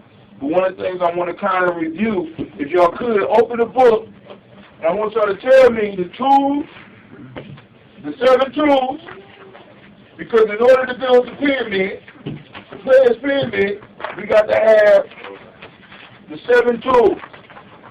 What are the tools? What's the first tool? Have a clear idea. Clear idea. We're going to review this on a clear idea about what you want in life, right? That's a tool. That helps lay the foundation. That helps put all the blocks and say, having a clear idea. What's the next tool? Willing to sacrifice to reach my goal. All right, willing to sacrifice. Sacrifice. Let me just put sacrifice. We know we got to be willing to sacrifice something in order to get what we like right now. How many of y'all willing to sacrifice your free time to become better at something? How many of y'all willing to sacrifice so that you become a master of something at a young age? You don't see it now. Let me show y'all something about mastery. What's crazy with mastery is not what y'all learning in school now. What y'all learning in school now is learning how to become good at something. Mastery happens like this. Quick rise, plateau, plateau, plateau, plateau, plateau, plateau. Rise, plateau, plateau, plateau, plateau. Rise, plateau, Plateau. Oh, well, yeah, sometimes the plateaus do go down. See, rise. But the point I'm saying is, look, when you master something, there is no set end. The mastery is in the journey. The mastery is not a destination. Mastery is a journey. So it's something that you do for a long time, and you might not seem that you're making progress. You know what I'm saying? So you keep on working at it, and you work at it for years, and eventually every now and then you make a small breakthrough, but then you get right back on that plateau. So when we talk about mastering something, I'm talking about something that you set out that you're going to work on perfecting for the rest of your life. All right? So now, boom, we don't sacrifice. You got to be willing to sacrifice your time for that. You got to be able to sacrifice things that you got to do, other things you got to do. Let it go. Let it go. What's the next tool? See the end. See the end before you begin. See the end before we begin. See the end. 4. You know, to learn some things about the world and myself. Be optimistic. Chill. Be open. No ideas about world and yourself. Number 5. No feedback. Feedback. Seeing feedback. No failure. Just feedback. Every innocent setback is an opportunity for you to learn something new and keep it moving. That goes right back up to being open to new ideas. I want y'all to really check out and see how many companies were made by, or how many great people were made from their mistakes or from their feedback from the world. I mean, you know, there's no success coming unless you got this feedback. Next. Develop personal rituals that help you focus on your goals daily. Rituals. Last one. Have a mentor or hero. Superman. We'll go with that. All right, so we got the 72. We got the first step on the pyramid. It's fake. We'll talk about that a little bit more. Kuumba. I want y'all to go back to Kuumba when y'all get a chance and do some of the personal exercises. And then next time, because we got one more meeting before school is out. I don't know how we're going to do it while school is in. My favorite That's Marvel. That's Marvel. Batman is best. No, it's yeah. I don't know if Deadpool's a hero or He's a villain. He's a villain. Deadpool. He's actually though. He's an anti-hero. We gonna. I was Joker. We gonna. That's what I want to know. He just is. All right, move on to the next step on the pyramid. We'll talk a little bit more. Young Justice is out. Yeah. I like 19. I like Nia, 19, baby. we're going to move to Nia, read here, and work on some of those exercises in there. We'll talk about that a little bit more next week. But also we're going to cover and finish the creativity piece. Because I know y'all got to go. Y'all got to do the thing. And then I want y'all to make sure, I want to make sure some food out for y'all. You got your book?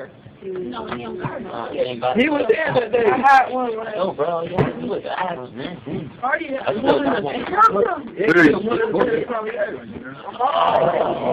Huh? You know what we forgot to do? We forgot to introduce our... Oh, that's true. And we didn't do the play. Hey, come back. I can get my back to Oxy Waters.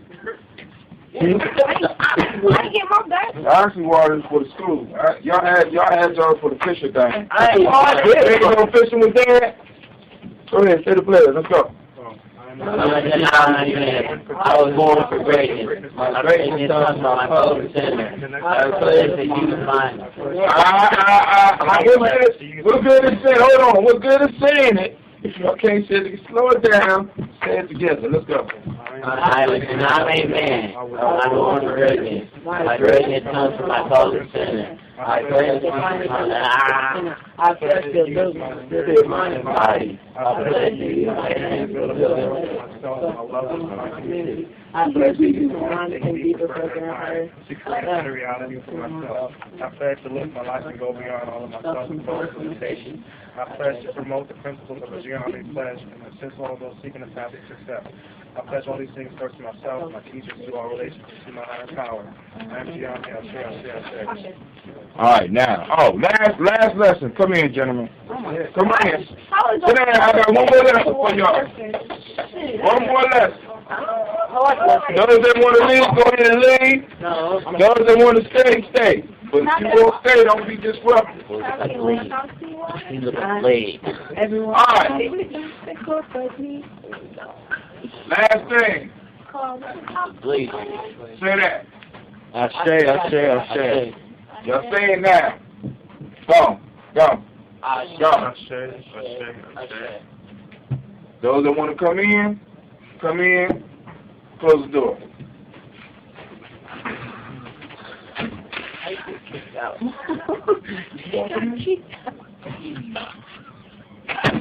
Say this again. I say. And we know what I say mean, right? Yes. This is our word of power, right? Right. It's a word of power, right? Yes. So why, when we finish our pledge, even if we don't know the pledge, we know this is coming, how come we don't get hyped when we say this word? Ashe means so be it. Ashe is the energy that created the universe. So we're calling on, or whatever we just got done saying, we're saying it and we're bringing it into reality every time we say Ashe. Right? So when we say Ashe, no. Ashe. I mean, you got to generate that energy. You got to get hyped. It's sort of like you going into, you about to face, if you say this every morning, you're about to face the world. You're about to go into the game of your life. This could be your last day of life. So when you say this, you're saying it because you want to be able to at least live the stuff that you're talking about. So like that's basically right. So that's basically like you have anybody see Immortals. You said what? See what? Immortals. It's like when they go to war and they get hyped and stuff. That's right. Yep, like they did in 300 too. Yeah, I seen that movie. So everybody say it. Go ahead. Awesome. Say it. Ashe.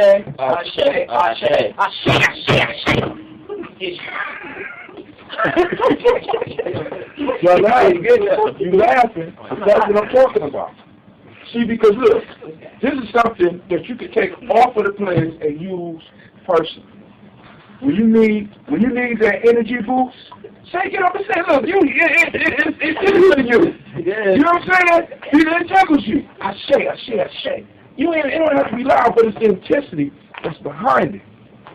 You understand me? It's the intensity that's behind it. Try it. Go ahead. I say.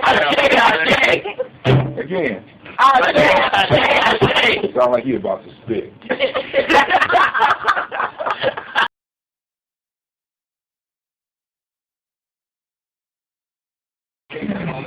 Peace. This is Brother Hatem coming to you live with another Gye-Nyame journey, and this one is entitled Left Pinky or Right Arm. Of course, this is powered by Oxy Water, so listen up. This is one of my stories, one of many of the stories that I have, and I'm going to keep on coming at you. I'm coming live from the Shisha Lounge on High Street in Columbus, Ohio. Another one of my spots, y'all can hear me smoking in the background, so go and bear with me. I wanted to do this live, but it wouldn't let me do it live, so I'm just going to do this podcast, and hopefully you can get the lesson. I wanted you to get the live vibe of while I'm here. You can hear the music in the background. It's pretty crowded. There's about 50 people up in here, so if you ain't got nothing to do on some of your evenings, come through and check me out. You know, I love the hookah lounges. I can do my studying, I can do my research, and also I can do my writing. So, but this is what I was thinking about today. For those of you that was tuning in to my class with the young boys, my Warriors class, that's going to be ongoing piece. So I'm going to try to take all the classes that I do, all the personal sessions that I have, and also basically keep you informed as well as keep some of the interviews coming that I've been able to record, and try to make them a little bit more dynamic for you and keep those that are listening to keep listening. And once again, I encourage all of you to get your own radio station. I mean, we're in an incredible time, and I would love to be able to listen to other people's ideas. Because I often, with some of my free time, I'm able to go through and listen to some of the stations, and I really enjoy the work that some of you doing. So I'm sending shots out to all those other broadcasters out there. But check this out. Here we go. Now, I've been having this recurring dream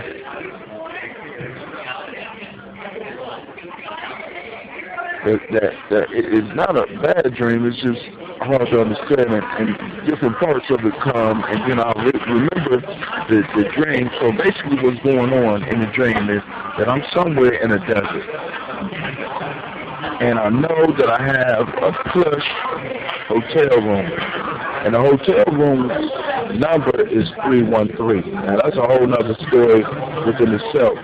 And I got this hotel, but for some reason I'm going out to the desert, and I'm going to a cave, or it's a valley, or it's just, I'm struggling out in the desert, but I got this plush hotel that I can lay in, so I don't understand. But anyway, I had an opportunity to run into someone with wisdom, an older gentleman who gave me some advice about hard times in my life. And basically the advice was to teach me about perception as well as about dealing with my problems. So I was under a lot of stress during one of the times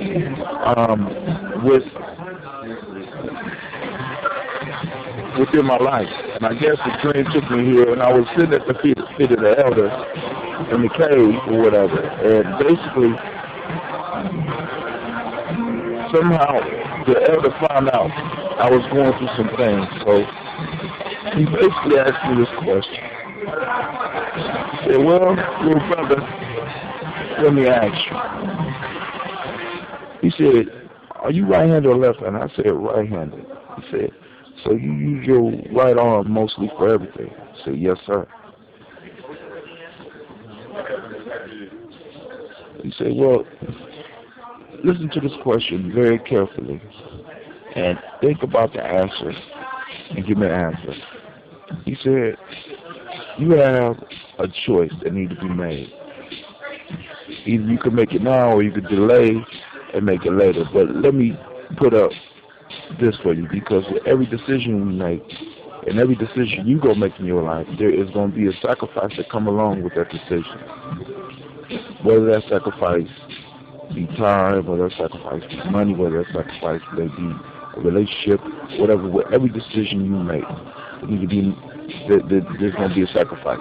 So I want you to think about this question, and then we'll talk about it further. So he said, you're given a choice. Either you can give me your left pinky right now. You have to pay me. This is a situation. You have to pay. Either you can give me your left pinky now and be done with your day, or you can give me your right arm 2 weeks from now. I said, Elder, there's no way around this decision. He said, there's no way around the decision. Either way, you're going to have to give me your pinky or your right arm. What's your choice? Your pinky now or your right arm later? I said, well, if there's no way around it, no tricks I could do, nothing like that, I'll give you my left pinky now. He said, that's a wise choice, okay. With that being said, and with you making that decision, why do you live your life like you're willing to give up your right arm? I said, what you mean? He said, why are you allowing issues and decisions to be delayed so long that they eventually come out and end up with you giving up your right arm? I said, explain. I'm confused, Elder. He said, if you know that something is going to be a problem, whether it's in your business, whether it's in your tribe, whether it's in your personal life, why delay the decision when it could be just you losing your pinky? Although the pinky is going to cause you pain, the pinky decision is not going to cause you as much pain as delaying and allowing your right arm to be removed. With the pinky, you're going to have some pain, and you're going to have some slight adjustments to make. And by you making a decision now, you save yourself some time and some major pain. Because if you wait, and I'm going to have to come get your right arm, when I get your right arm, the pain that you're going to go through is going to be greater, and the life change that comes with that, with you losing your right arm, is going to be a lot more than if you were to give up your pinky right now. I said, so basically talking about dealing with a molehill before it becomes a mountain. Yes. But I want you to be able to have something to focus on. I needed to make the problem a little bit more personal. You live your life as if you are willing to give up your right arm.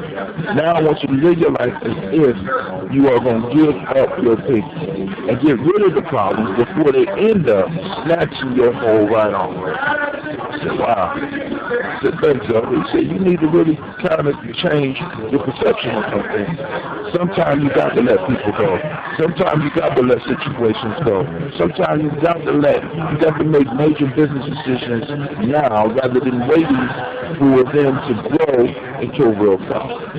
And if you're able to do that, and if you're able to live your life like your decision you just made, cutting off the pinky, now, rather than waiting for your right arm to be removed, your life will be a lot better and a lot less stressful.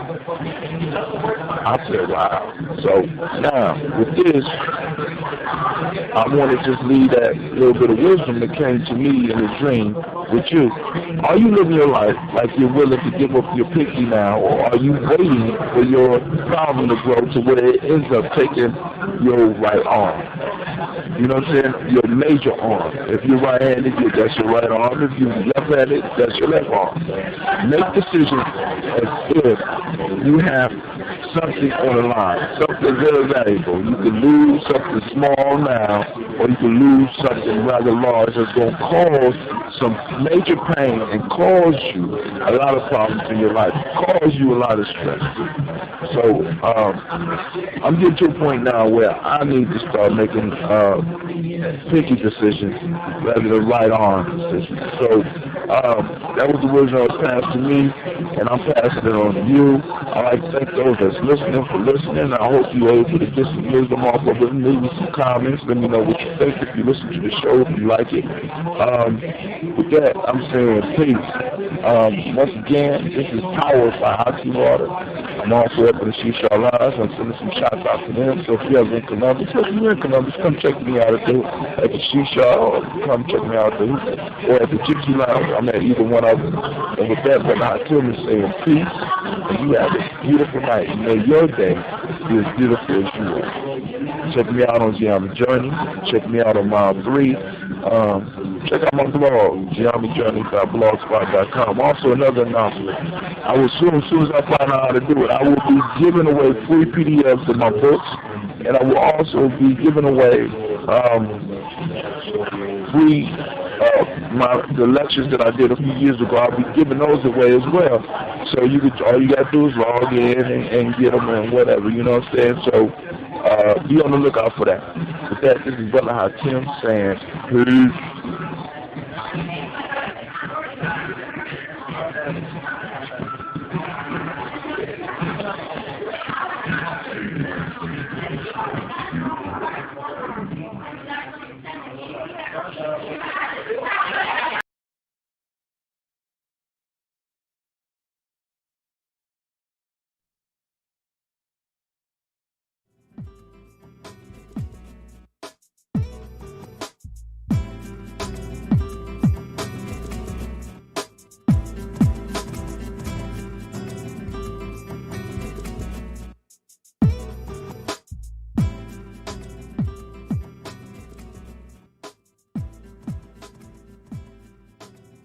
Peace.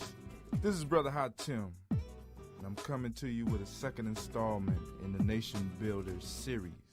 And my topic today will be, what is the soul? But before I start, I would like to thank the Creator, my illustrious ancestors, for giving me the courage and opportunity to step before the mic and talk to you this evening, or a day, or whatever it is for you. But sit back, listen, and learn. Today, we're going to talk about the soul and how the concept of the soul, how this thing, not just a concept, but this actual reality of the soul fits in with the Nation Builder definition of self. Now, I want to review, for those of you that don't have the first series, the Self-Mastery series, and the first CD called Why Self-Mastery, let me review real quickly what the self for a nation builder is defined as. The self is essential, absolute, complete, and perfect qualities of a being that is not dependent or influenced by outside circumstances. And the question today is, how does the soul fit into that?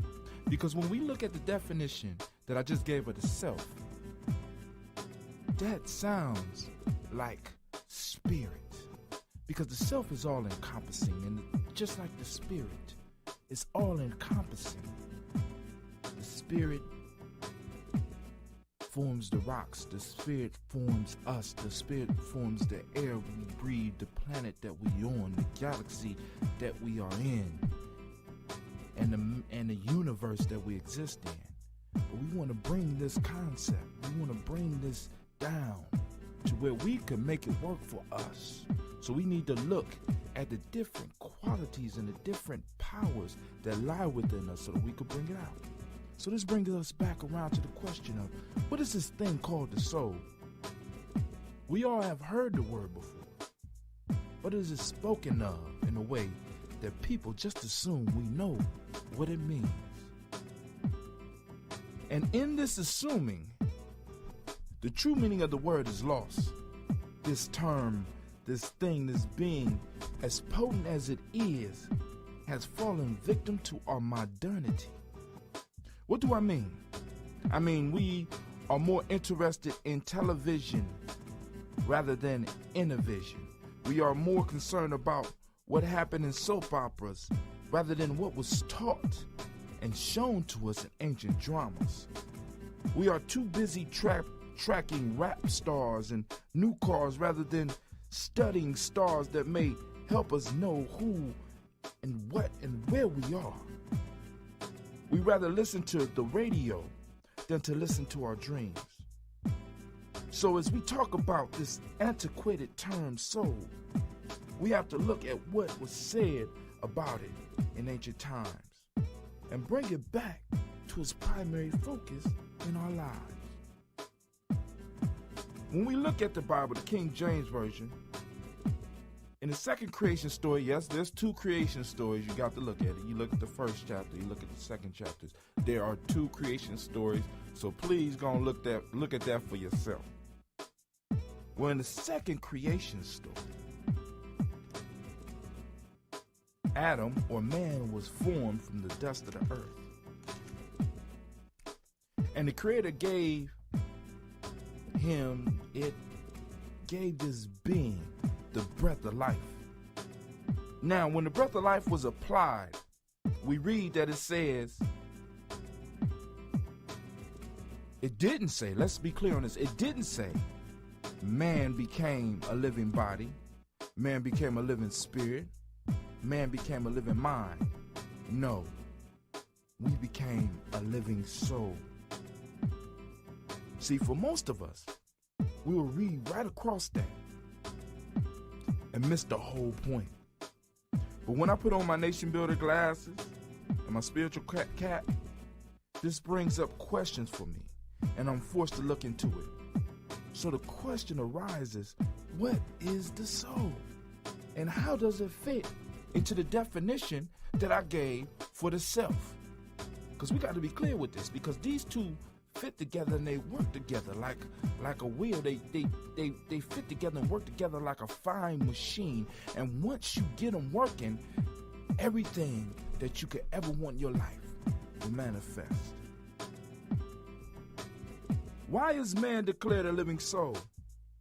When we look up the definition of soul, we see that it is the immaterial essence, the animating principle, or activating cause of individual life. I want to stress that. Let's go through that again. The soul is the immaterial essence. There's that word essence again. We always run into this word essence when we're dealing with spiritual matters. Or an animating principle, or an activating cause of an individual, and I stress that word, individual life. So from the definition, we see that the soul is an individual expression of this thing called self, or this thing called spirit. Spirit is the very essence of all life and things. It is the unmanifested essence of all, the unmanifested energy, the unmanifested power, the unmanifested ether, the unmanifested reality. It was, it is, and it always will be. What does it say for us? What does it say for us? It is the unmanifested. What we have an opportunity to do is to manifest it, because it works through us.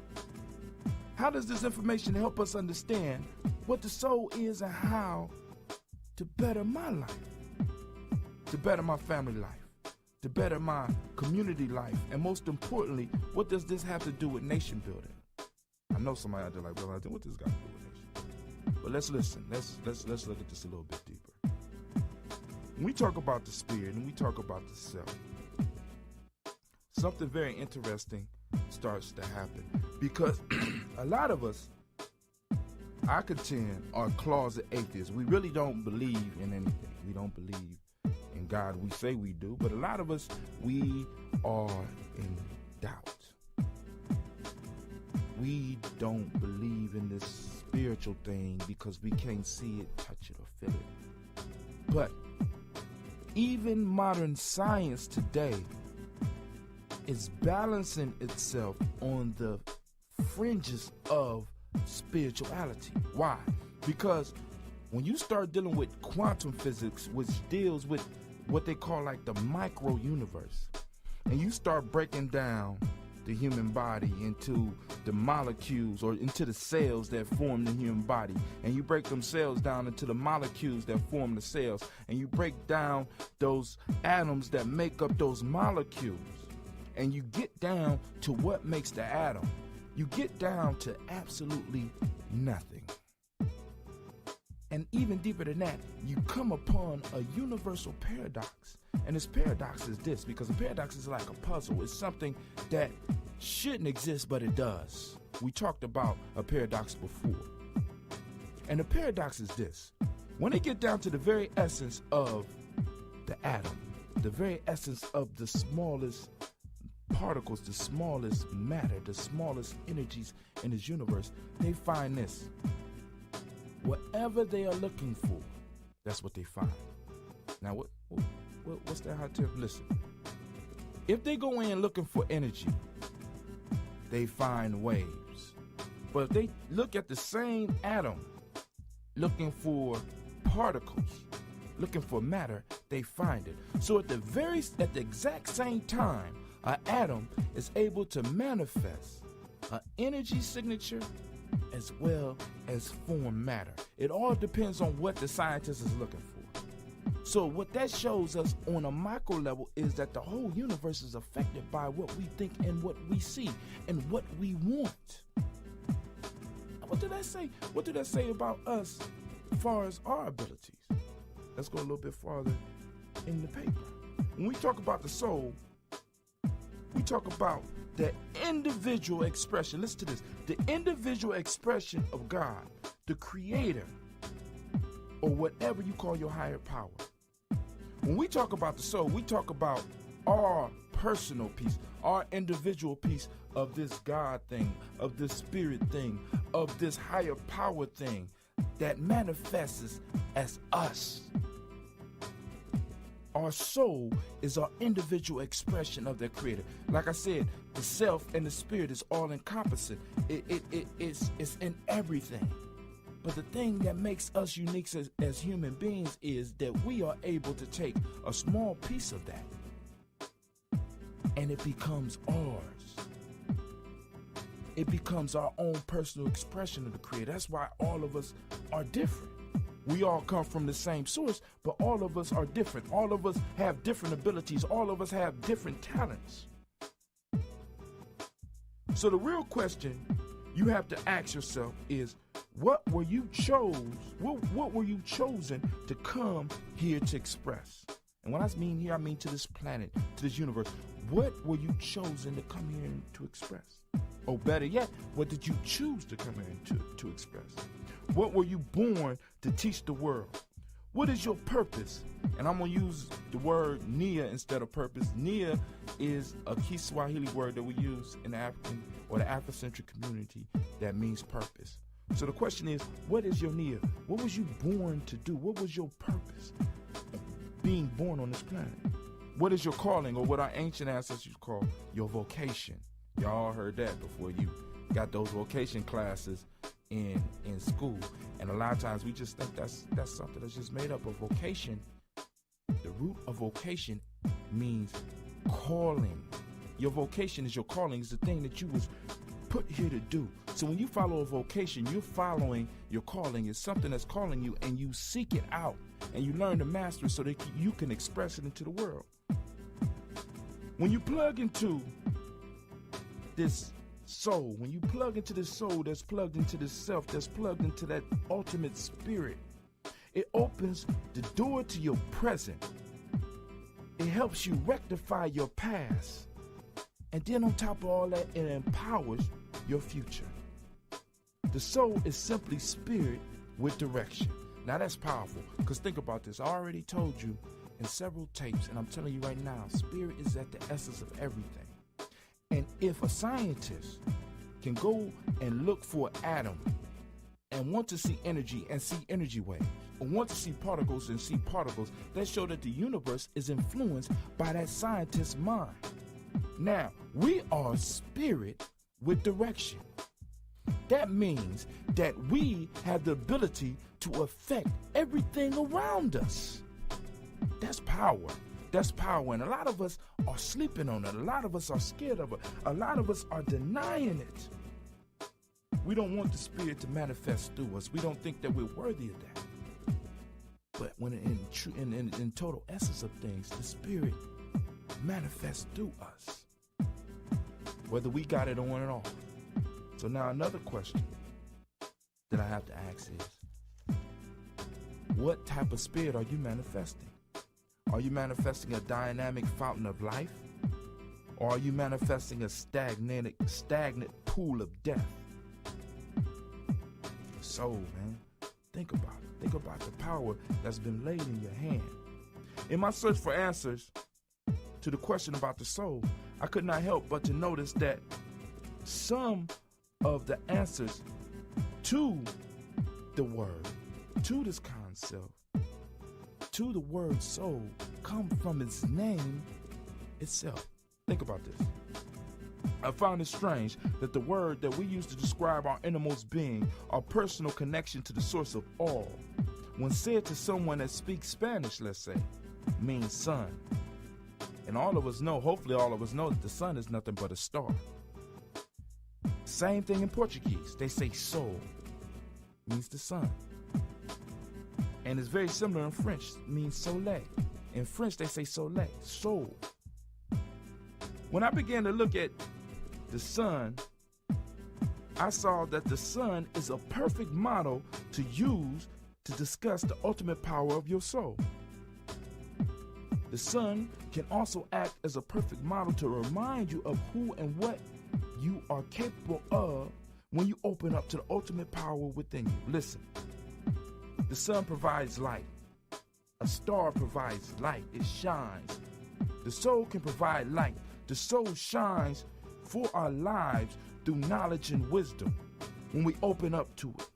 It can illuminate those dark spaces in our existence as well as the existence of others when we are allowing that light to shine through us. If we decide the guidance, if we accept the guidance. The sun provides heat. It provides us with warmth. The soul provides us with a heat and a warmth when we are moving in our nia, or our purpose. If you have ever had a chance to do what you were born to do, this is the heat or warmth that you feel moving through your body when you get good at it. The warmth spills from you and it begins to warm the people around you. An example of this is when you're dealing with a good entertainer or a good singer or a good athlete, where you can watch them, where you can listen to them. When you hear somebody that's really singing from the soul, that's doing what they're supposed to do, they move you. They can move you to joy, or they can move you to tears because you feel the energy coming through them. When you see a teacher that's working with kids, or a teacher or a professor in a college that is really teaching what they love, it'll bring you to tears.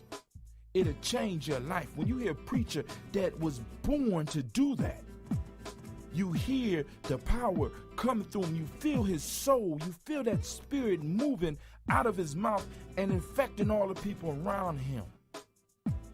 That's the warmth.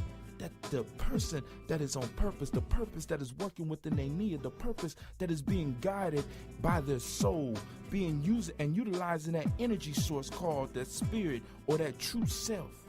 That's that energy that flows, and it warms everybody around it. The sun is abundant, and it pulls from an infinite source. The soul pulls from the spirit realm when we are doing what we are born to do. A person moving in their nia seems to be able to pull from an unlimited power source. If the sun was to cease shining, all physical life on this planet would cease to exist. And if your sun stops shining, you die. And it will hurt many people around you. Some may die with you, depending on how powerful you are. So like the sun in the center of our solar system, the soul is the center of our life. If it is extinguished, our physical existence stops and decays to nothing. Also like the sun, our soul has a gravitational pull. It has the ability to pull into our lives wherever we need to fulfill our purpose. But many of us doubt this power. Many of us deny this power. Many of us fear this power. Many of us reject this power. We live a soulless existence. Some of us are walking around in a zombie state, waiting to become powerful. Many of us feel powerless.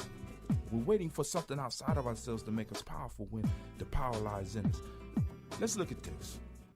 When our ancestors talked about hell, hell is where you lose your soul and you are condemned to a punishment for all of existence. How many of us right now are living a soulless existence? How many of us are moving outside of what we're supposed to be doing? How many of us are prisoners to a life that we don't want to live, that we are living because we feel powerless and we feel we have no choice? Is that not hell? Is that not living a soulless existence? Is that not following our soul? Jesus said, what does it gain a man? To gain the whole world, but to lose your soul. And many of us have gained many things in this world, but we lost our soul. But I want to say this. It could gain a man the whole world if he followed his soul. It could gain you all the peace. It could gain you all the joy. It could gain you all the happiness. It could gain you all the prosperity that you could ever want. But you got to be bold enough and willing enough to follow your soul. Take some time each day. Sit quietly and try to learn how to commune with this power inside of you. The soul is the center of your life, like the sun is the center of the solar system. But somehow, many of us have allowed our solar system to rotate around these illusions that this world has put out here for us. And because everything, our life is rotating around things outside of our power, outside of us, we become weak. We become tired. We become sick. We become tired. What I'm telling you is this. Follow your soul. Find your purpose. Take time with yourself. Talk, in a sense, talk to yourself. Learn about who you are. Get in tune with that real, that true self. That absolute, complete, and perfect aspect of your being that is not dependent or influenced by external circumstances. And then find your personal expression in that spirit, in that self, so that you can live the life that you want. This is Brother Hatim. I'd like to thank you for listening. This has been produced by Kid Magic at Advantage Record Music Studios. If you want more information about CDs from the first series as well as the second series, you can hit me up at www.nationbuildersclub.com, or you could call 614-260-7150. Someone will get back with you and take your order. Also, if you have any questions, feel free to email me at ha@tmail.com. With that, I pray that your day be as beautiful as you are. With that, I say peace.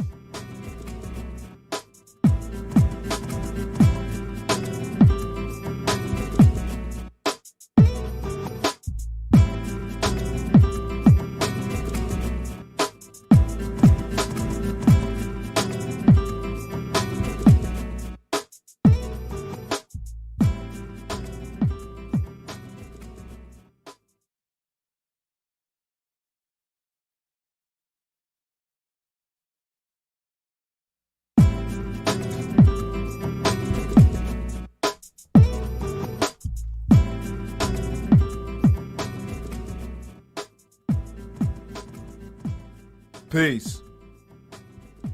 This is Brother Hatim, bring you another CD in the Nation Builder series. I'd like to thank you for listening. And first, I'd like to give praise to the ancestors and my Creator for allowing me to be able to be in the studio, speak my mind. I hope you can learn something from what I have to say, and I hope that it helps you grow and help make your life better. I'm going to start this by reading a verse from one of the holy books, specifically the Bible. And it starts like this. In the beginning, God created the heavens and the earth. And the earth was without form and void, and darkness was on the face of the deep. And the Spirit of God was hovering over the face of the water. Then God said, let there be. I'm going to stop it right there. Now, if everybody would in your mind say, let there be. Let there be. Very powerful words that we'll learn about as we proceed.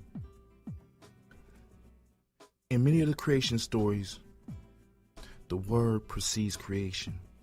But I want to take it farther than just the word. What precedes the word? What precedes this vehicle of creation? This is the question I want to focus on in this lesson. Whenever we speak about this process that takes place, we sometimes overlook the fact that the word is first, and then, but even before the word, there's something in the process that goes before it. The process that takes place before the word is called thought. Before the words flow, the mind thinks, or is supposed to think about what it wants to say. Then the words move out into the universe. This, my friend, is one of the secrets of creation. The thought. The thought should always precede the word. So once again, if you would, think these words, let there be. Let there be. I want us, if we are bold enough and brave enough to use the gift that lies in our souls, to pull on our infinite potential, your infinite knowledge, and imagine when the Creator formed the heavens and the earth and flowed across the face of the deep and spoke the words, let there be light. If you are able to imagine this, I want you to go a little deeper. I want you to go into the very mind of the Creator and see what thought or thoughts were on the Creator's mind. When the Creator created light, what else was it? He, she, Allah, Jesus, Buddha, or whatever else you choose to call this being, what else was it thinking about? When light was created, the very first thing that is mentioned in Genesis, when light was created, was any thoughts about the firmament, dry land, grass, whales, goats, chickens, or even men? Was any of that on the Creator's mind? Or was the Creator focused on creating light? This is not a hard question, because in the answer lies the secret of creation, a model that we can use to better our lives. In my humble opinion, there was a focus that could cut through the dark. There was a focus that could generate enough life force, enough energy, enough power to bring what was desired into existence. Creation takes place in what some call the divine mind. Others call it the true self. Others call it the higher self. Some even say the soul. There's a process to creation that we can plug into. Now, my question now is anybody interested in this process? Anybody want to know how this process works? Anybody want to become what's called a conscious creator? We have been given a model for creation in Genesis. We have been given a model for creation in the Kemetic system. We have been given a model of creation from all of the creation stories all over the world, and every last one of them demonstrate the process of conscious creation. But fear has kept us from using it. Matter of fact, fear has kept us from even recognizing it. You see, everyone has been using this creation process in their life, but unconsciously. And because they use it unconsciously, instead of creating what they want, we create from our fear. To bring this process to consciousness and create what we want in our lives, we have to understand the first rule of creation. Now listen, rule 1, we create what we focus on. This world and the system that runs this world is focused on making sure our minds stay on things we don't want in our lives. And because we focus on what we don't want, we create just that.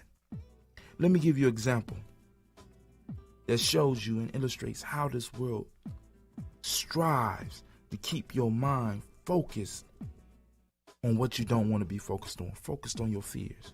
I want everybody in here to remember a time when you turned on the news. You turn on the news and it seems that you come face to face with tragedy every day. I want everyone to think about the last time you heard good news on the TV, read good news in the paper or radio, or heard good news on the radio. And even if you do hear or read good news, it is always eclipsed by bad news. It's to a point for me where I have to ask the question, is there an unwritten rule that states if it's not bad news, it's not worth reporting? Why is all this bad news reported? Because it takes you and puts things in your mind that helps keep you unconsciously creating. It keeps you surrounded by fear. It keeps you surrounded by the madness. And in this madness, we unconsciously create. Another example is statistics. Why do most statistics that we get only focus on the downside?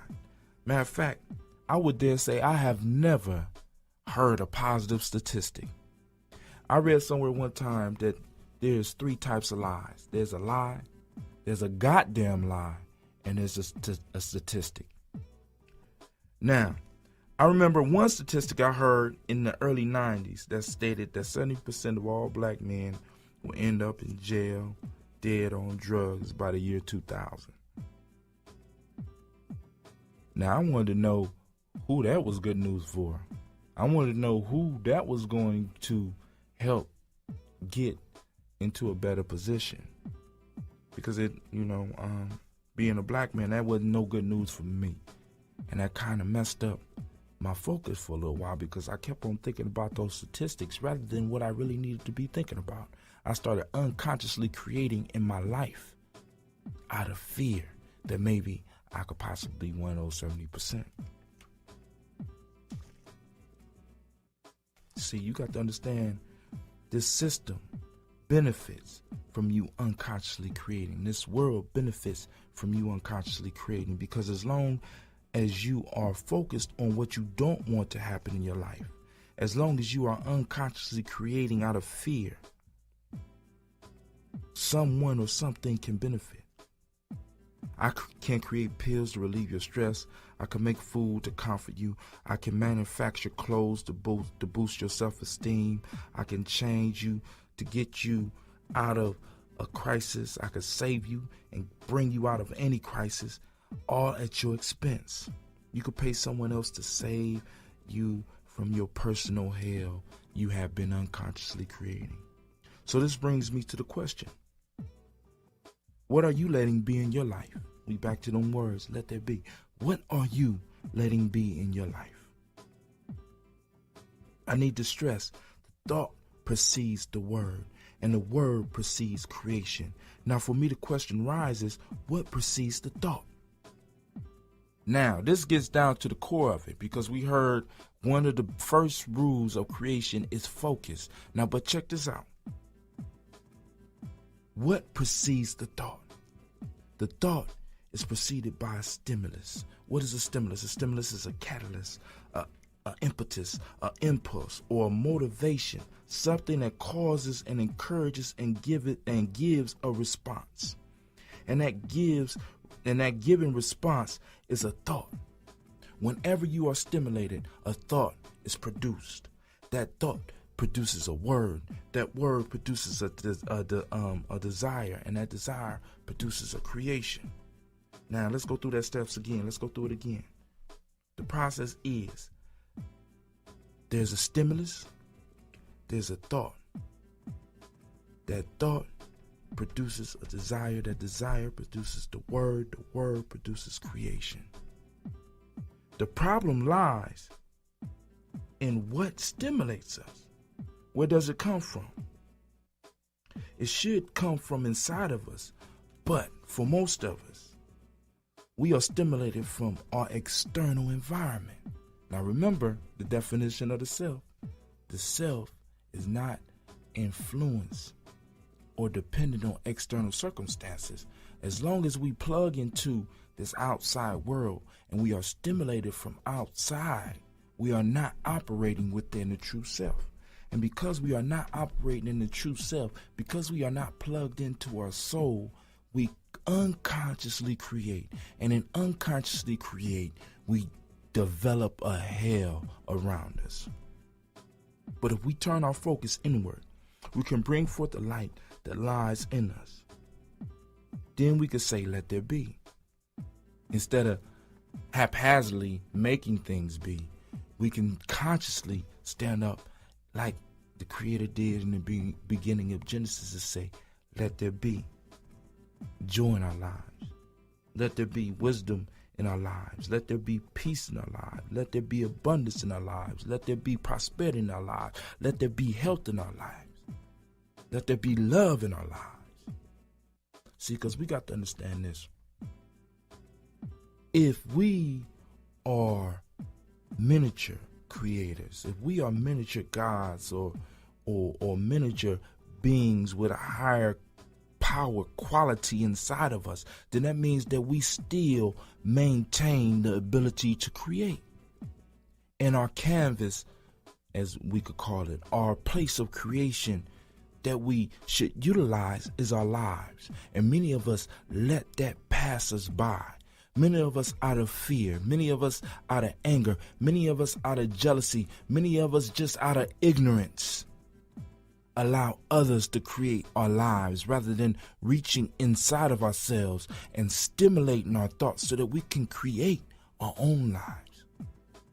So once again, I ask, what are you letting be in your life? You letting Ralph Lauren determine what's in your creation? Are you letting a welfare state determine what's in your creation? Are you letting a war determine what's in your creation? Are you letting that being that lies inside of you in your heart that I've been talking about for the last 22 CDs, that power, that true self that's connected to the soul, are you letting that determine what needs to be created? Right now, you had an opportunity to plug into something that could make your life great, that could bring you everything that you ever wanted. And on top of that, stay righteous. Plug into it. Listen to these CDs, read books, find ways to plug into that power that's greater than you, that lies within you. Make it work.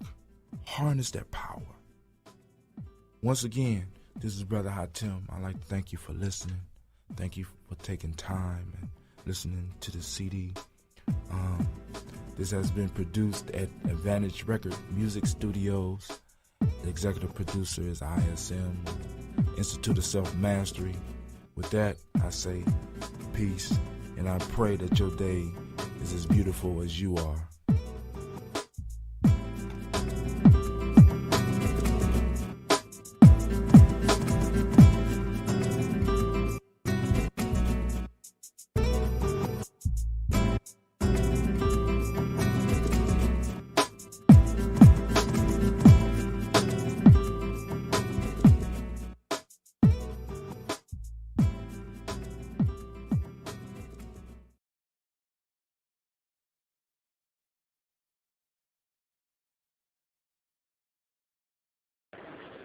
Peace. This is Brother Hakim. Today we're going to be working on meditation. And of course, meditation is always good for those people on the journey because it gives us time to settle in. I just did a blog post on sacred spaces. So now what we're going to do is a meditation that will take us to the sacred space within. So if you would, if you're interested in following this meditation procedure, because it's very simple and it's something you could simulate yourself after we get done going through this process.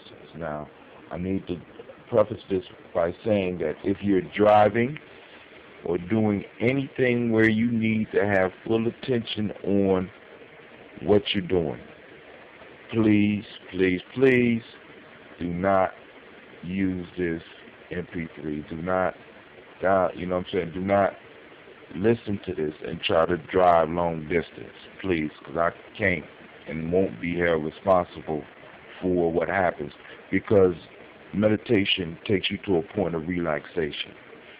And some people will fall asleep. Now, some people do become more alert, but there's more that will fall asleep. So right now we're going to work on reaching our sacred space. So, if you would, find a comfortable place. Either you can lay down, or I prefer to sit up. And as you are sitting up in your meditation position, try to make sure that your spine is straight. You can either sit cross-legged Indian style, as they say, or you could do a half lotus. You could do a full lotus. You could sit in zazen, as they call it in Japanese, on your knees. But as long as you're able to keep your spine erect. And from there, I'll walk you through the meditation. Now, what we're going to be doing, we're going to be taking deep breaths. So what I want you to do is to practice breathing. And I want to make sure that you have the process down. In breathing, what we must do is we're going to breathe in and out through our nose. So we're going to take the air in through our nose with our mouth closed. Take the air in through our nose and try to fill up our belly. So every time we breathe in, your belly should expand like a balloon. Every time we exhale, your belly should collapse.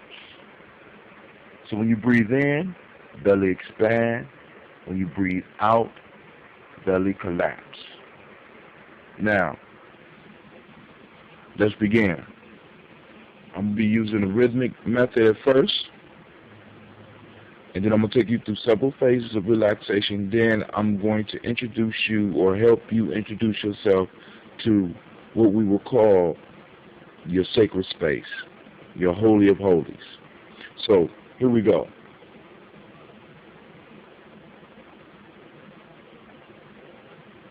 I want you to relax and breathe with me to this rhythm. When I say breathe in, you're going to take a full breath in. When I say hold, you're going to hold the breath. When I say breathe out, you will release the breath. So, we will be going on a 4 count. Breathe in, 2, 3, 4. Hold, 2, 3, 4. The rhythm will go just like that. So, here we go. Find you a nice relaxed spot. Get comfortable. And I'm going to say, breathe in, 2, 3, 4. Hold, 2, 3, 4. Breathe out, 2, 3, 4, 5, 6. Hold, 2. Breathe in, 2, 3, 4. Hold, 2, 3, 4. Breathe out, 2, 3, 4, 5, 6. Hold, 2. Breathe in, 2, 3, 4. Hold, 2, 3, 4. Breathe out, 2, 3, 4, 5, 6. Hold. 2. Breathe in. 2, 3, 4. Hold. 2, 3, 4. Breathe out. 2, 3, 4, 5, 6. Hold. 2. Breathe in. 2, 3, 4. Hold. 2, 3, 4. Breathe out. 2, 3, 4, 5, 6. Hold. 2. Breathe in. 2, 3, 4. Hold. 2, 3, 4. Breathe out. 2, 3, 4, 5, 6. Hold. 2. Breathe in. 2, 3, 4. Hold. 2, 3, 4. Breathe out. 2, 3, 4, 5, 6. Hold. 2. Breathe in. 2, 3, 4. Hold. 2, 3, 4. Breathe out. 2, 3, 4, 5, 6. Hold. 2. Breathe in. 2, 3, 4. Hold. 2, 3, 4. Breathe out. 2, 3, 4, 5, 6. Hold. 2. Now continue the rhythm. As you breathe in, the stomach expands. As you breathe out, the stomach collapses. Continue breathing at your own pace. Now I'm going to walk you through relaxation of the body. We're going to start down with our toes. Continue focusing on your breath. But allow a little bit of your awareness to go to your toes. I want you to feel a warm energy being pulled in by your toes. This is the healing ashe that our meditation is producing for us. I want you to allow this energy to come in through each one of your toes and move through your feet. Starting at the bottom of your feet, allow the warmness to move up into your feet. Allow it to penetrate the bone and move through your foot, each foot up into the top of your feet. Allow your feet to warm up to a comfortable heat, and allow that ashe to be pulled from the earth and move through your feet into your ankles. Allow it to penetrate the bone. Feel it within the ankle joints. Anything that needs to be healed as this energy touch is on its way to being healed. If it's not healed already, allow it to move up through the calves, through your shins. Allow the energy to move into your knees. Feel your knee joints warming up. Feel the energy healing and relieving any stress and any pain. Allow this energy to move through the top and the bottom of your spine. Allow it to come up through your thighs, up into your hips, and into your midsection. Going through your buttocks. Allow this energy to move up into the middle part of your body. Allow it to sit there. Penetrate every part of your lower body. Your blood is being energized. Everything is being purified and relaxed. All the stress is leaving. is as if you're sitting in a warm pool. Now, allow the energy to continue its journey up through your stomach, your lower back, slowly moving through all the organs, moving through all the tissue, moving up into the middle part of your back and into your solar plexus area, the lower part of your chest. Allow it to move into your upper chest. Feel all the bones and all the organs being penetrated by this energy as it moves up through your chest, all the way through to the back, moving through your spine, rolling up over your shoulders, and now it's moving down through your arms, moving through your biceps, your triceps, your elbows, your forearms, your hands, your thumbs, each of your fingers. Get them relaxed. Allow it to move up into your neck now. Allow all the tension to escape as it moves up through your jawbone, behind your ears. Allow it to move into your jaw. Allow it to move into your jawbone. Allow it to move into your forehead, through your eyes, through your nose. Allow it to move through each one of your hair follicles.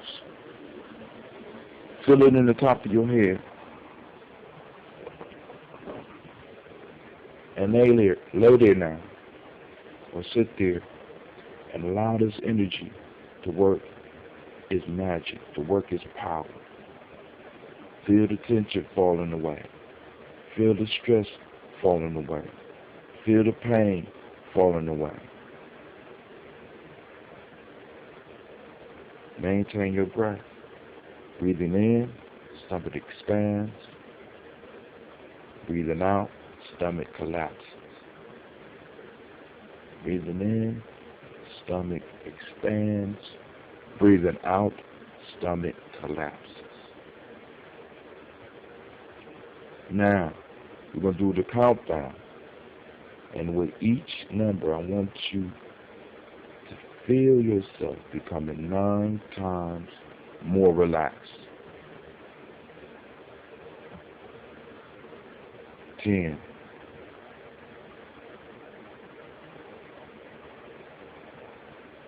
'You become 9 times more relaxed than you were just a second ago. 9. Become even more relaxed. 9 times more. 8.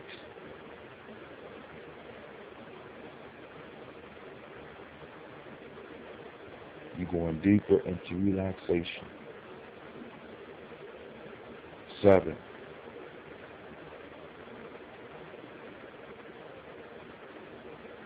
Going deeper. 6.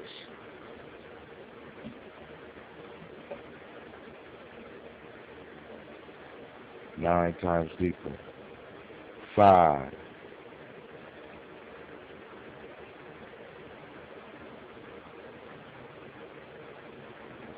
4. 9 times deeper, and we're approaching our destination. 3.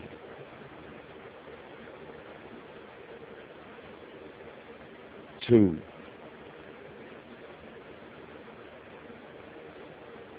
1.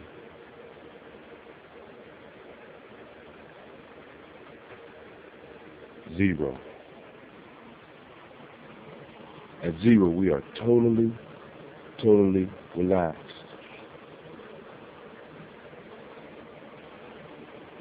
And we enter a space of total peace. A space of your making. Open your inner eyes. And what do you see? The space is yours. It's yours to be created. and is yours to go to anytime you need to feel the way you are now. Relaxed, stress-free, healthy. You are in your holy of holies, your sacred space, where you are able to build upon who you really are, where you are able to learn. So some people's sacred spaces are libraries. Some people's sacred spaces are wooded areas. Some people's sacred spaces that they find when they do this meditation is deep space. But it's all up to you. When you open your inner eye, where do you find yourself? Rest there and commune. Energize yourself for the day ahead.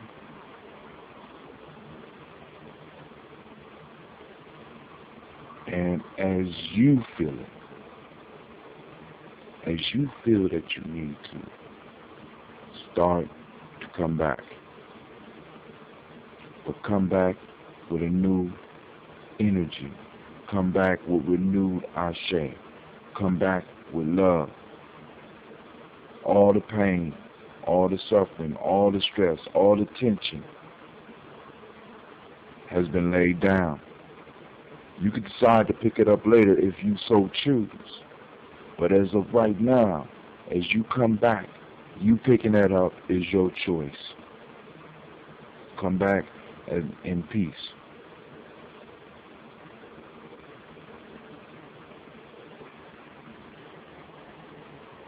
This is Brother Hatem, and go and continue enjoying your moment. With that, I say peace.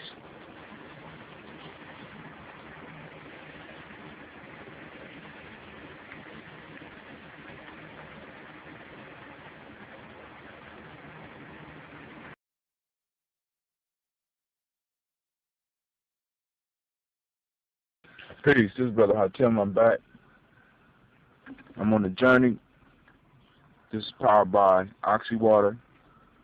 Today we're going to talk about meditation. I just did a tape where I did a free meditation walkthrough for people so that you could just get an idea, because it's not a hard thing. When we look down at the root of meditation, one of the meanings of it, when you get down into the etymology of the word med means to measure. So to take measure of things, to sit back and to contemplate, and to eventually be able to allow the thoughts to move without the real you getting involved in it. We sometimes start to believe that we are our thoughts, we are our perceptions, but there's something deeper within us that's watching, and that's what we're trying to get to when we meditate. That's why I took you to your sacred space. That's why with the meditation by the numbers, we go through the numbers and we go to our sacred spot, sacred place, our holy of holies within ourselves. So when we meditate, what we're trying to do is we're trying to measure our thoughts. We're trying to not necessarily control, but to truly contemplate and to get beyond the contemplation and find that part of us which is watching the contemplation. Because as the thoughts flow, once you start meditating, you start seeing that those thoughts are coming from somewhere. And the somewhere that they're coming from is not necessarily the part of you that is meditating, the part of you that you're trying to reach. So we're trying to get beyond the flow, the constant flow of thoughts. That's one of the reasons we focus on the breathing. That's why the breathing is very important. Now, once again, I might have not explained it very clear for you earlier, but when you breathe during the meditation, what you need to do is to take the breath in through the nose, down to as deep in your belly as you can, and expand your belly. Now, many of you are going to have problems with this, because some of the people I work with probably have problems with this because we've been breathing with our chest for so long. And that can be part of it, but first I want to get you used to expanding your abdomen as you breathe in, or your stomach. Expand it. And even if you have to fake it at first, when you breathe in, allow your stomach to expand. And when you breathe out, allow your stomach to collapse. one that works that chakra point that we talked about in another one of the journeys, that chakra point, that Kuumba spot in the Gye-Nyame terminology, that Kuumba spot, it works that spot. But then also, it allows you to start realizing that the lungs are a lot bigger than we really know, because we breathe. A lot of us breathe in our chest. We're only using half, if even half, of our lungs, our lung true capacity. So now what we're going to eventually work towards is another part of another meditation that we're going to do is called the whole breath meditation, and we're going to get into that. But first, I'm going to work with you on this and getting the rhythm. Now, the reason we do the rhythm, because with rhythm it's easy for you to fall into a trance-like state. Now, I do the rhythm because, one, it helps you move into that trance-like state, and then eventually it helps you to really start detaching from your thoughts, because now as your thoughts start, as you try to keep track of what I'm saying, breathe in, 2, 3, 4, you're following that and you're trying to count with me, and while your mind is counting with me, you start noticing that there's another part of you that just starts drifting away, and eventually that mental part of us almost shuts down. For some people, they get so good that it totally shuts down. So by the time you get to, and I say 3, 2, 1, 0, you get to 0, the thoughts have basically stopped, and you are just in your holy of holies, your sacred space. Now, as far as the sacred space, what I want you to work on in your meditation until the next time, because the next meditation, I'm going to talk about that in a minute, that I'm going to present you with, is going to take you to another level with your sacred space. But with your sacred space, it's a space of comfort for you. It could be empty, it could be full, it could be whatever. It's your personal thing. You don't even have to share this. I wouldn't even advise you sharing what your sacred space looks like. You know what I'm saying? It could be the bat cave. It could be a library. It could be deep outer space. It could be an oasis. It can be inside of a walled city where you are king. It makes no difference. It's yours. And you go there and you are able to find that peace. You are able to find that comfort. You are able to feel that joy and that life energy. You're able to feel that pure ashe come in as you breathe. And you're able to push pure ashe and love back out into the world.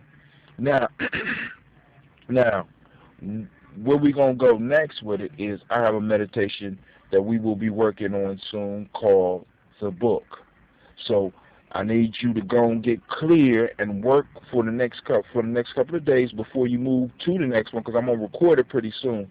But I want you to work on developing your sacred space, developing the proper breathing technique, developing being able to keep up with the rhythm, developing the ability to reduce the thoughts or to stop measuring the thoughts as much and just let them go like clouds in the sky. You just watch them pass, and you don't really get attached to them. You just let them pass, and eventually they'll just fade away, and then you'll be in your sacred space within. Now, because we talked about sacred spaces on one of my blogs outside in the world, but I want you to be able to find a sacred space within you where you can really, really get intimate with that true part of you, that real part of you, that part of you that will outlive your life, outlive your body. So with that, this is Brother Hatim.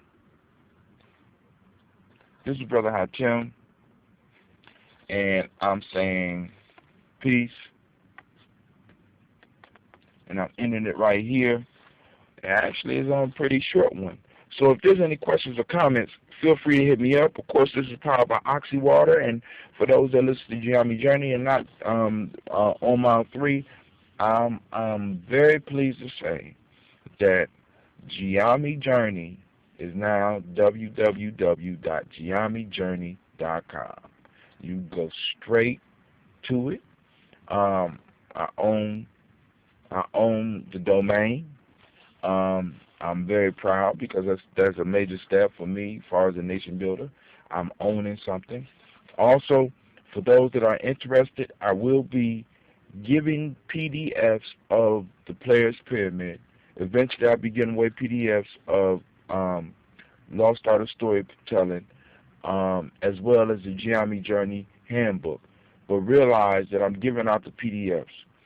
One, I want to get the information out there, but also I'm doing it on our system. I'm telling people, if the books help you at all, go to the website and hit the tip jar and just donate, because the journey needs to be supported. The journey ain't just about me, because what I'm trying to do is raise enough money so I can help send some boys to Simba. Also, I want to be able to do different things with the urban warriors as well as my tribe here. So, you know, I want to get this information out, and I'm trusting that the people that will find it useful will be willing to either purchase a book or put something in the tip jar every now and then when they come to the website. So this is Brother Hatim. I am saying peace once again. Once again, I'm reminding you that this is powered by Oxy Water, because I just got done with a big bottle, and I just got done with a run with my daughter, so I'm feeling good. I'm about to go finish my stuff and get ready for my morning. So everybody have a good evening, and with that, I say peace.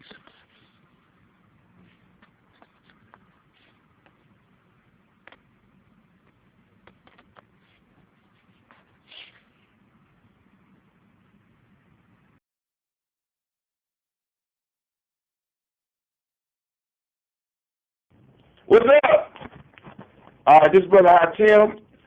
I'm on a Gye-Nyame journey right now. I'm doing a class, my Warriors class, and I got some new young ladies in there kind of starting over with the Players Pyramid. Of course, you know that's my book if you've been listening to my show. It's available on my website at GNJMedia.support. I own that. I am a property owner. Now, here we go. We're going to start over. Anybody want to introduce themselves since you're on my show? You're Gye-Nyame Journey. Go ahead and introduce yourself. My name is Shamaya Wilson. I'm 15 and I attend Fort Hayes. My name is Navia Lars. I'm 18 and I'm homeschooled. Lars, I'm 16 and I do Papaya Online. My name is Willie. I'm 15. My name is Warren, 16, and I go to Bridgegate. This Brother D, the Traveling. I'm back with Master one more time. So we about to now I know some players might be listening. I'll let it flow. So, you know, y'all get ready. All right, here we go. You know what I'm saying? The first step, because now what I was doing with them, I was telling them about the history of the Players Pyramid, how I developed the system to help me write paper, because I was intimidated when I went to college because I couldn't write. You know, well, how could I put it? I could write, but I didn't have a clear idea about what I wanted to write. I didn't have the confidence in myself that I got. And since I was involved in African history, and it was a real powerful Afrocentric movement at the time, I started learning about the Nguzo Saba. And the principle that Nguzo Saba spoke was, so rather than going to some other system, I decided to stay with the whole idea of the Afrocentric piece and use the Nguzo Saba, which is Umoja Kushagalia Ujama, Umoja Kushagalia Ujima Ujama Nia Kumbanamani. But the problem was when I tried to plug that system in, it didn't work in that order, Umoja Kushagalia, because unity in my mind or unity in my thoughts was kind of ridiculous. So I started looking at it and I flipped it upside down. The first thing I needed in order to be able to write one of these term papers was faith in myself. Now, when I figured out the faith, then automatically my creativity started flowing. And from there, it went on and on. So I was able to plug in using the Players Pyramid upside down. So in our family, in the Gye-Nyame Nguzo Saba, upside down, we start from Imani and work our way up to unity. All right? So now, in order to work with this, because it's a metaphorical pyramid, because we got certain tools that we use. Because when we build in a house, we need tools. When we build in a building, we need tools. When we build in a desk, we need tools. When we building anything, you need tools. So we got 7 tools. Now the first tool, could somebody read that first tool for me? Because we went over it, and we just going back over it. So, you know, I can play with my ego, put my ego up on the radio right here. Oh. Have a clear idea of what you want. Now, that's one of the first tools, because as we work with these principles, the one thing we got to understand is that these principles are old as time. They're not limited to African reality. Every last one of these principles are something that people can use. Now, for example, let's look at emoji. Emoji means unity. Don't everybody talk about unity? So this is a universal principle, right? How about self-determination, which is Kuti Chakalia? Can everybody benefit from using self-determination? The work and responsibility. How about cooperative economics? How about purpose? How about creativity? How about faith? All those are the basic principles in Nguzi Saba. Emoji, unity. Kuti Chakalia, self-determination. Ujima is collective work and responsibility. Ujama is cooperative economics. Nia is purpose. Mani is faith. All those are universal principles. So they're universal tools that can help. And with that, we got 7 tools that help us structure to use. Like, for example, so being clear, having a clear idea of what we want is one of the tools that we're able to shape and mold individual pyramids. Now, let me explain what I mean when I say the individual pyramids. A lot of people think that setting goals is about setting big. I want to be a doctor by the time I'm 50. So they set their whole life around that, not realizing that there are minor steps that you have to take in order to get to that. Everyone like for example, let's imagine we plan a trip, right? Let's plan a trip from here to Eastern Mall. There's no way that we could just plan a trip to Eastern Mall and all of a sudden materialize it and take steps to get there. Whether we catching the bus, whether we walking out to the car, and even when we get in the car, we got to go a certain direction to get to Eastern Mall. There's certain steps that we have to take. There are certain steps that we have to take to get to what we want. But each one of those steps, in a sense, we could take time to plan out. The more we plan, the more successful we become. The more and the more practice with building this pyramid on a smaller level, the easier it becomes to use a system on a bigger level. You dig? Any questions? Comments? All right. So when we set a clear idea of what we want, what that does for us is it gives us a vision to move towards. It gives us a guiding star. This goes to a story that I often use. Napoleon, I read in a book, I think it was called The Anacalypsis, I can't remember. But it was a story about Napoleon. I don't know if you're familiar with Napoleon. He's one of the greatest generals of all time, depending on who you talk to. And Napoleon, it was said that he had moved to a certain rank in his army. He would bring them to his personal tent. They would drink cognac, which was his favorite type of wine. People don't know that. Y'all know that. One day y'all might have a trivia question. Cognac is wine. People don't know that. Cognac is wine. Drink some of his favorite cognac, eat real good, and after they get done, Napoleon will put his hand around and walk them outside his tent and point. You see that star right there? If they said no, they wouldn't be his general. Now this is what's crazy. It wasn't a star there. The only person that really could see the star was Napoleon. This was Napoleon's guiding personal star, right? He had his own. Think about this. This man created a reality around himself to such a point that in the sky that led him to where he was going. And anybody that couldn't tie into his vision and see what he was doing or see where he was heading couldn't be with him. You don't see what I say. Don't you think your life is just as important as Napoleon's campaigns? Even more so?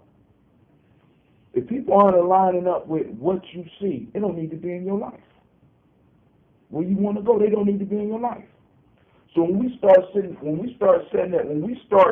setting and being clear on makes it easier for us to get there. Now, the reason I tell a story about Napoleon because that's an intense version of what I'm talking about. But I want you to think about this. This man down there conquered all of Europe, almost all of it. And he was so powerful that finally when he lost, you know what they did? They were scared to kill him. They put him on an island.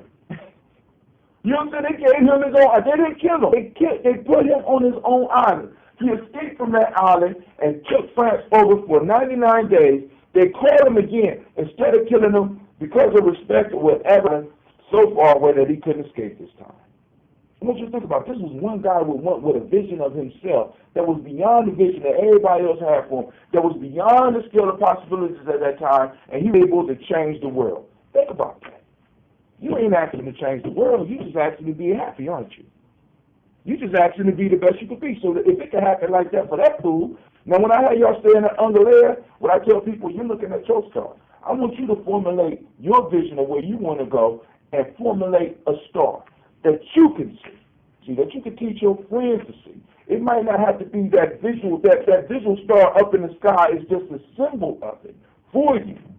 But you want people to be able to see your vision if they're going to participate in it. All of y'all going to be approaching the age where y'all going to be dating, y'all going to be talking about getting married and have kids. It would make life so much easier if you are able to marry somebody that see your star, to have a clear idea of what you want. And your life would be so much easier if you do it, if you have it too. Most people don't have clear ideas. They live life on accident. Stand on accident. Start living on purpose. All right? You gave me the finger? Go on to the next one for me. What is it that you want to be? Psychiatrist. Psychiatrist. So what do you want to be? Surgical tech. Counselor. And a lawyer. So being able to clearly define what you're talking about, you know, what you wanting to do. And so that sets you on the path. So the next one is what am I willing to sacrifice to reach my goal? what am I willing to sacrifice to reach my goal? One of Hunt's favorite books is called African Openness to the Tree of Life, and there's a proverb that says that those who are not willing to sacrifice will not be fulfilled. So everything that we do, it costs us something. We give up something in order to make it happen. In order to be here, we had to sacrifice time being in front of the television, sitting down, chilling, snoring, to be a singer. What types of things would you have to give up? Sometimes you have things that you do normally with friends. Probably like if your friends want to, let's go to the mall or something. No, I have to stay home and work in the studio or whatever, or write this song down. You have to sacrifice a lot of friends and Right. My sacrifice when I sing, basically sacrifice my fear of people like laughing or telling me to stop or like things like that. My sacrifice is letting go of those who be that star I see. Right. And so the power of sacrifice is that what you're giving up is something in place of something that you feel is as valuable or if not greater than. So if I feel like my time with my friends is something that I want to do, I enjoy, but ultimately, being a singer or a drummer or being a martial artist, I give up that time so that I can spend it practicing, because I know that ultimately I'll have an opportunity to have this great opportunity to share what I've been working on. And ultimately, just giving up that thing and sacrificing it has its reward, its benefit. Sometimes to get that grade that you're looking for, you have to sacrifice a little to stay up a little longer to study, and to trying to learn more things. Sacrificing that time on the video games to actually learn things like a. It's funny how you said video games and everybody looked at more. Screw you guys. All right, but the third tool is what? see the end before you begin. See the end before you begin. What do you think that means? Basically, to see the end before you begin, we see either is it successful or is it not. Like, you either see yourself happy at the end or you see yourself sad at the end. So you got to know your path. Any other thoughts? Your imagination. Like, Imagination. like if you're working on, like, say you're working on, see yourself in the end being one, even though you're not there now. Right. You're looking at yourself. I'm gonna be there in the end. Mm-hmm. Alright, so when I go to sleep every night, I always imagine my future.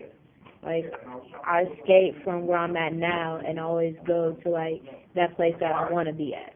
So seeing the end from before you begin is that, you know, being that surgical tech, like you said, you're not that now, but everything, I'm a surgical tech, and you're doing the things to become. And so you may not be it now, but you have the ability to become that thing. And that's the way that actually our Creator sees us, is that sees us as the finished product versus, you know, this person that's going through this journey to get there. And saying, as a matter of fact, they say it's not the destination, but it's the journey. Journey too. My writings, we call it Gye-Nyame journey, because it's about the journey. Because all the beauty of life comes out in the journey, not the destination. Have any I mean, as uncomfortable as they are, you sit in the car for a long time, but if you pay attention to the sights that you go by, it'd be nice. Yeah. And then you get to the destination and it'd be like, okay, road trip is really what a joy is, because that's what adventure is.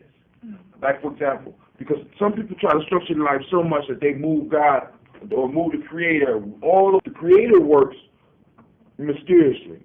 So mysterious things happen. Check this out. Have any of you ever left the house and forgot something or had to go back home? Since I got to be on time, you didn't go back and get it. And you just go and you have a boring day. But then all of a sudden you got something to do and you're in a rush and you forget something. All of a sudden you say, nah, this time I'm going back. You go back to the house, you go get it, and all of a sudden you run into somebody that you ain't seen in years. And an adventure unfolds for you. Or you find out some information you didn't know that may change your life. Is nothing but for that moment. It makes you feel good. That's the way life is for us. Go ahead, baby. All right, so today we were going to see Madagascar, and my friend, she's like a sister to me, she lost one of the free tickets, and she's sitting up there, and she's searching for it, and she's like, nah, we're just going to leave.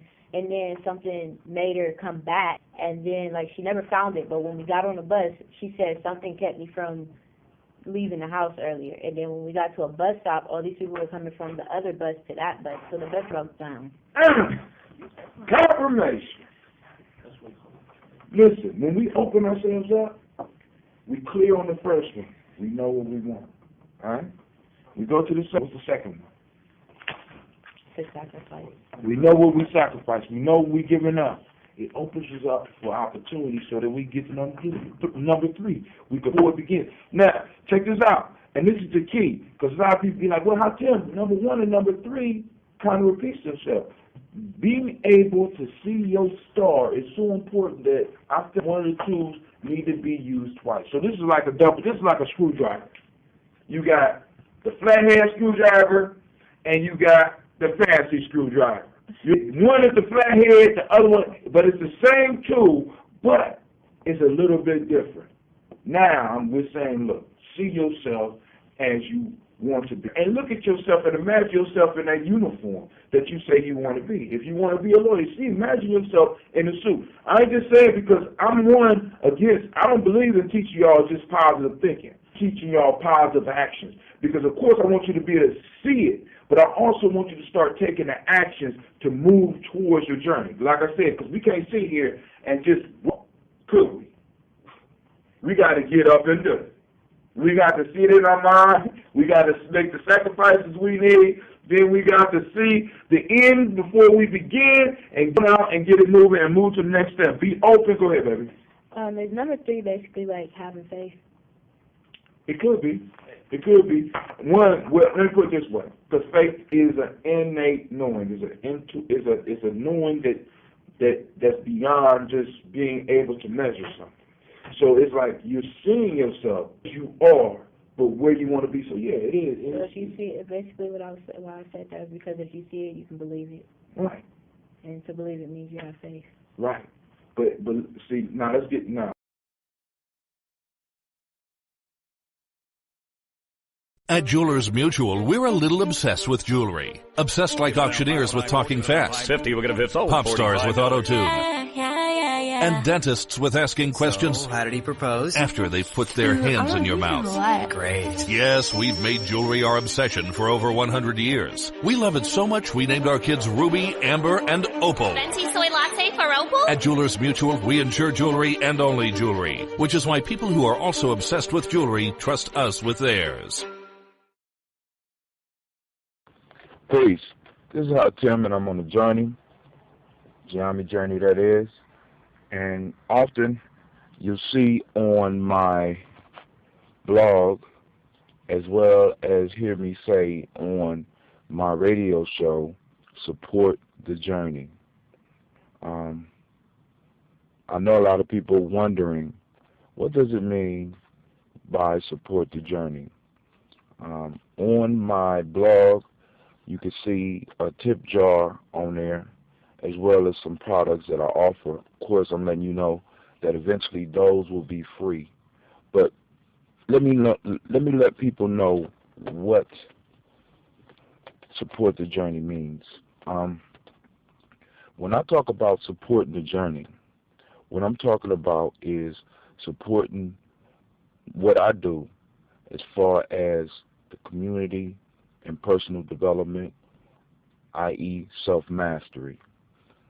What I'm developing is workshops and materials that add value to people's lives. Of course, I would love to be able to do that full time, but I don't, because right now I can't. We got hard economic times. But some of the things that my journey allows me to do, just with the blessings that I have received, because I'm not complaining. The blessings I have received from the connections that I have made have allowed me to travel, have allowed me to give young people and some old people experiences that they would have never been able to find, possibly, without running into me while I pursue my journey. My journey in life is to help people. And that's a major, major thing for me. I love helping, and I love giving my time to help people get to where they want to be. And most people say when they come to me they want to be successful. And I help them become clear on what success means, because with the principles that we use and the methods that we use, you could become successful. Now, I'm not talking about a millionaire or a billionaire, that's all possible too. But what I'm talking about is being able to find happiness where you are doing what you're doing. There's no reason why anybody in this world really needs to be depressed, need to really feel down, need to really feel victimized. Those are all things that we choose in our life. And what Gye-Nyame Journey does is, one, I speak on a lot of different things. I'm very eclectic. I study a lot of different things, but the major purpose is to help people find the value in their life, help people find their idea of success.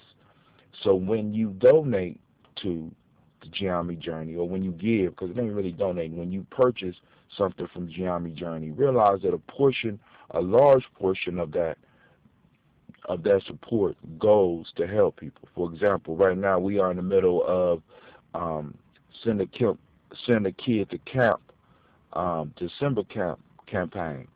And what I'm doing now is raising money. All the money that, of course, that I get is going towards helping young people get the same. But since I don't get a lot of donations, I have to give donations to the cause myself in time and money, and I have to convince some people who are big donors to continue supporting. Every year for maybe the last between 13 and 15 years, I have been blessed enough to be able to take between 10 and 15 boys up to this camp where they receive love, where they receive companionship, where they receive lessons in life, where they are around other positive black males, and they could have some idea that life is bigger than their neighborhood, that their life is valuable.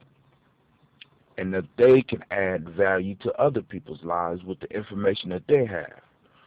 Simba is a big part of what I do. Gye-Nyame Tribe is another big part of what I do, because that's where we do the work after, at least in Columbus, that's our Columbus chapter. That's where we do the work after the summer camp. And for those who may not never ever be able to get to summer camp, we have something going on a weekly basis. As some of you heard on my last live broadcast, we had a group of young people that was going through the process, and I started seeing light bulbs go on. I was praying that we would make it through the whole time, but we didn't, and that's the way the universe works. But you got to hear some of the work that I do. We don't just talk in Gye-Nyame. We do things. We provide opportunities for individuals to experience what Umoja is, and what Kujichagali is, and what Ujima is, and what these principles that we stand on are. And some of the ways that we do it is through the camping. Some of the ways that we do it is through the traveling together. Some of the ways that we do it is through the sweat lodge. Some of the ways that we do it is through the meditations. Some of the ways that we do it is through the physical movements and physical activities and exercises that are provided, and the challenges that are given to the members to elevate, to help elevate them. We also have a ranking system.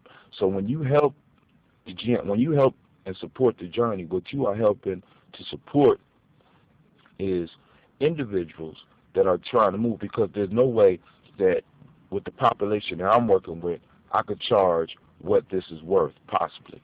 You know, some people do come in and pay. For example, I have one of the major issues that I have within the tribe, and as well as far as the national organizations that I'm part of, we have a lot of people that want to come in and just talk about change and talk about what we need to do for individuals and ourselves. Now, me, myself, I have, over the last 5 years, become very frustrated with the lip service that's paid to elevation, change. There's a lot of lip service out here where people's talking about what they want to do. So what I have started requiring was for people that come into the journey was for them to really, really start looking at the principles as well as the information that is provided. And in the information, one of the major things, this brings me to the story that I'm going to tell, that I'm going to end it. And within the information, you find 7 principles and 7 tools. Now, I'm going to go through all of those over the radio show, because like I said, I'm giving this away. But like I said, I would love to continue doing it. I would love to move to another level of doing it. But if not, that's cool, because this is me. And I love doing it. I have a passion.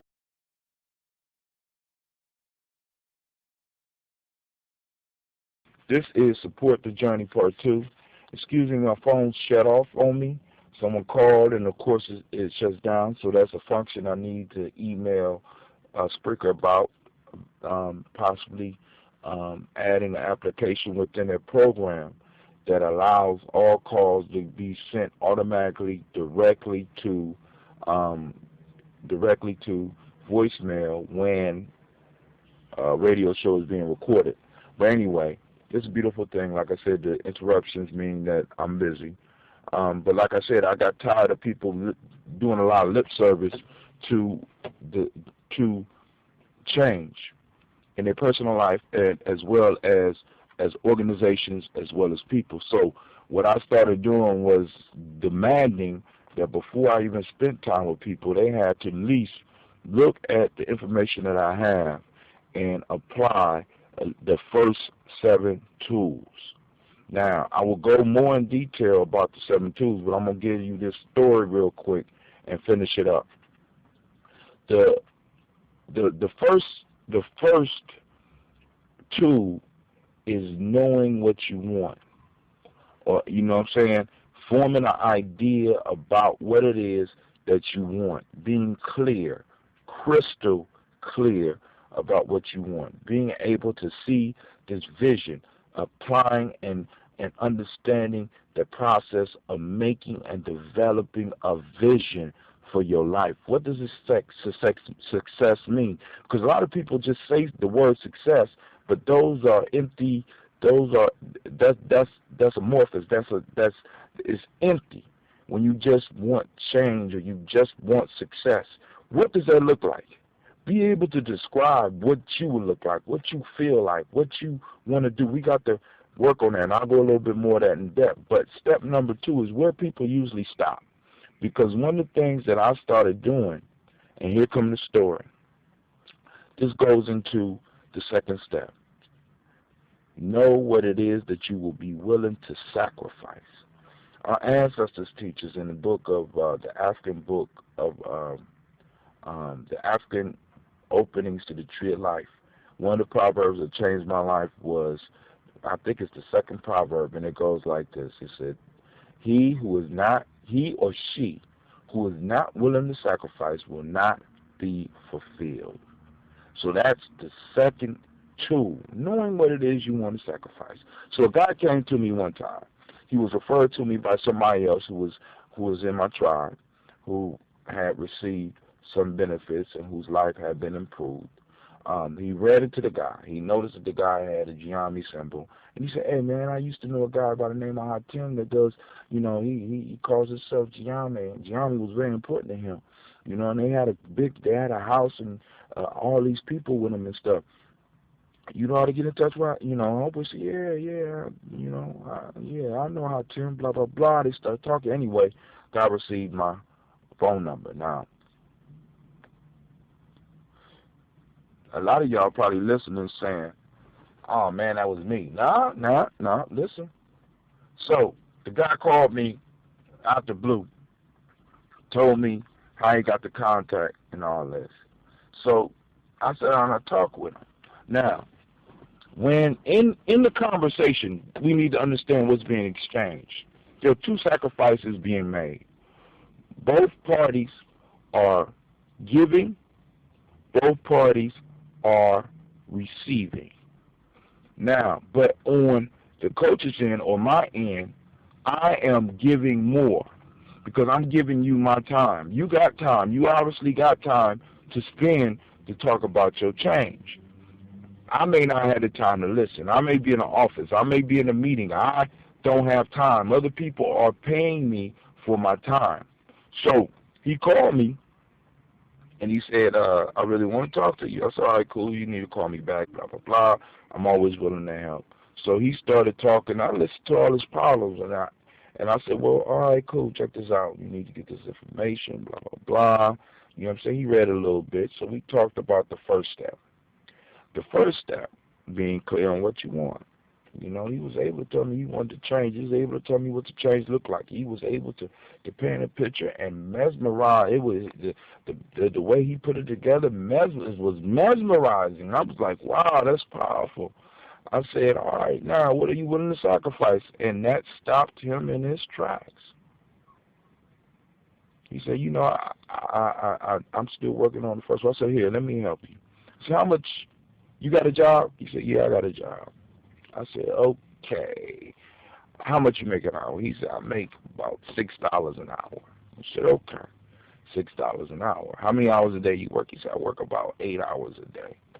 I said, okay, so 6 times 8 is 48.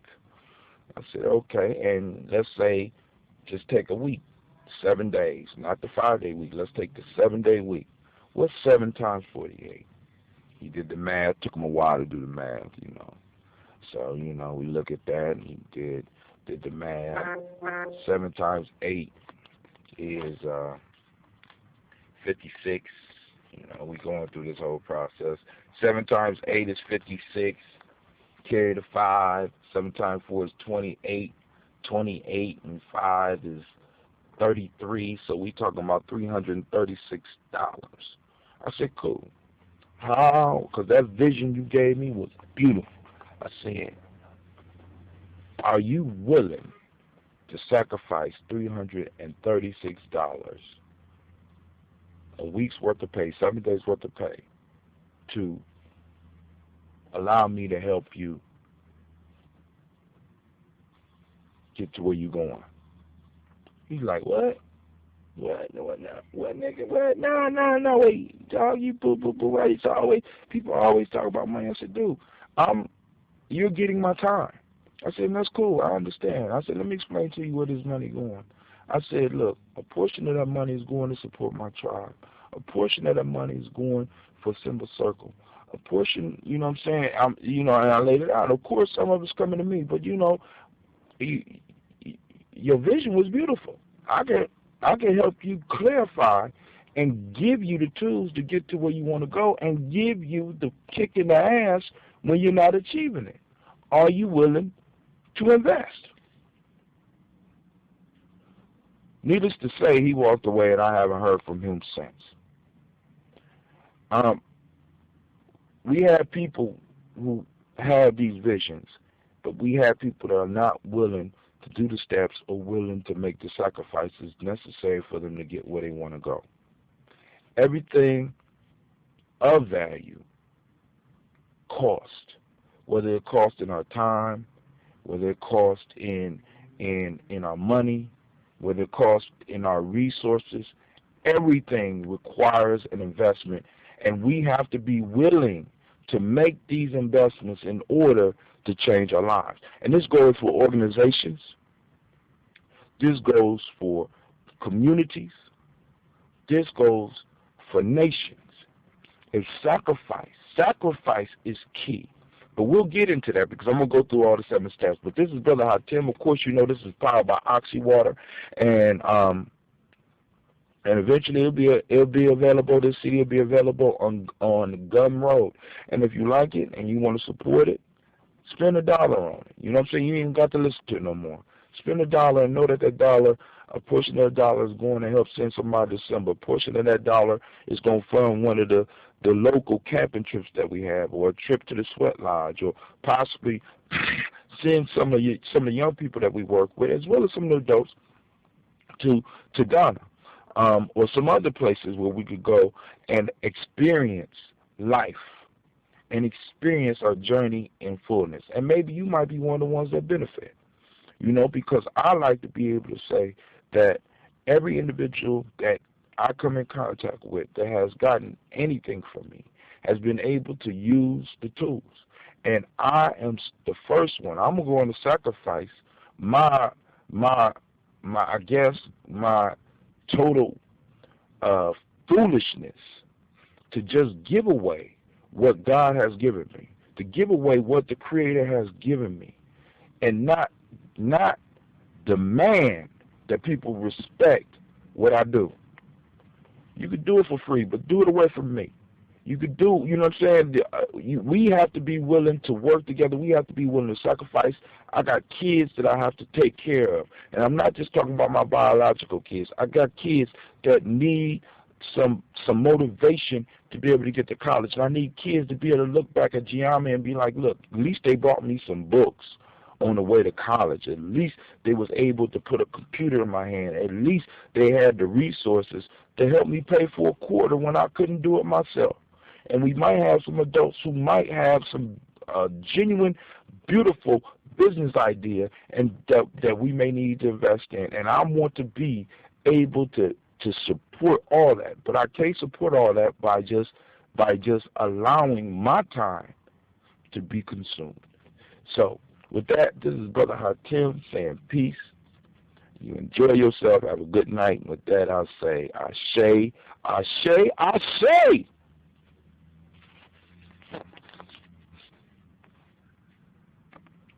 Enough said.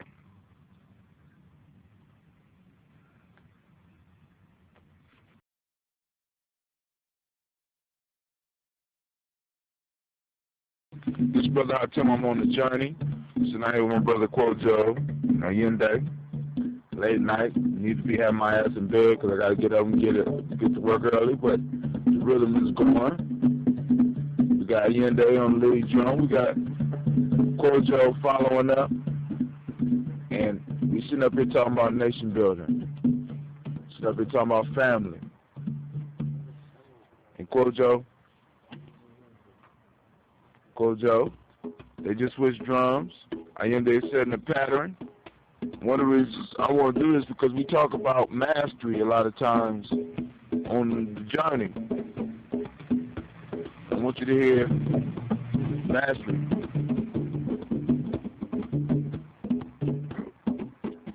Listen to the drum. Kojo gonna hold the rhythm. Allende is gonna do the solos. It's real soft.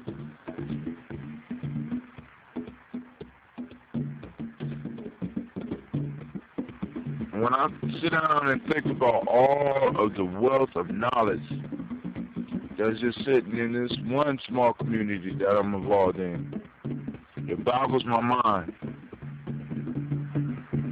Let alone all of the states that I got fam in.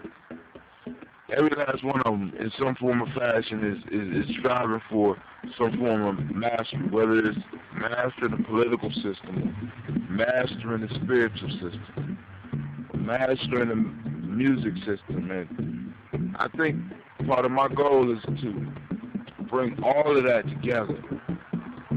Bring all that together because music moves the people.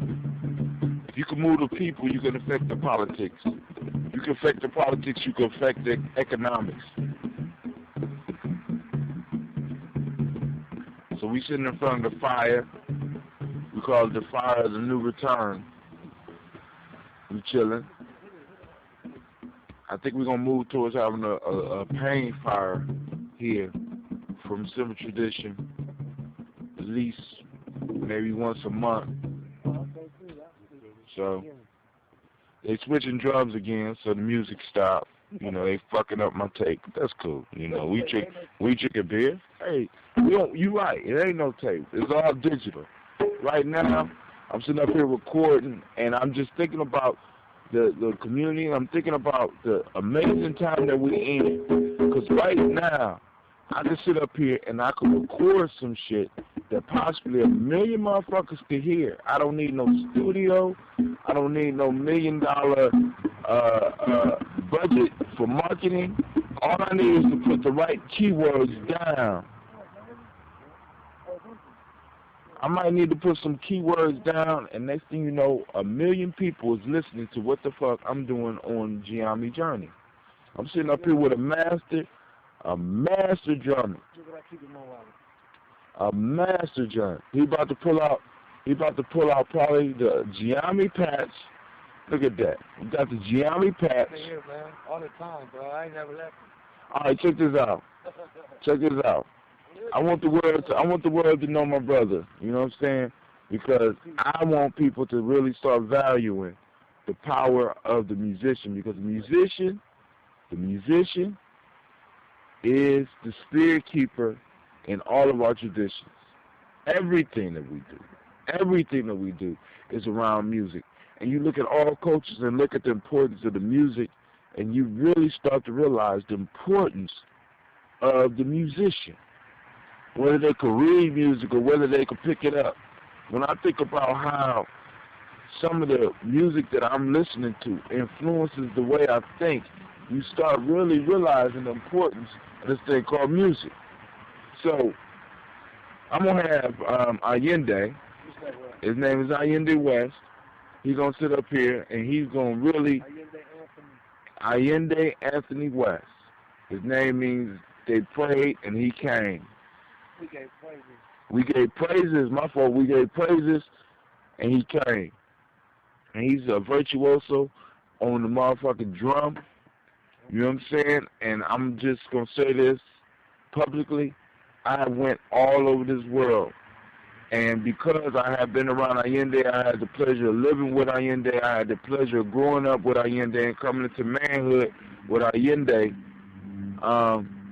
Everywhere I go, I can't hear the drum in the same way. I can't play a lick. But when I go to Ghana or all the other countries I went through and all the other states I went through, when I hear drummers, they all fail in comparison to this dude. So Allende, if you would, show these people what mastery is, please.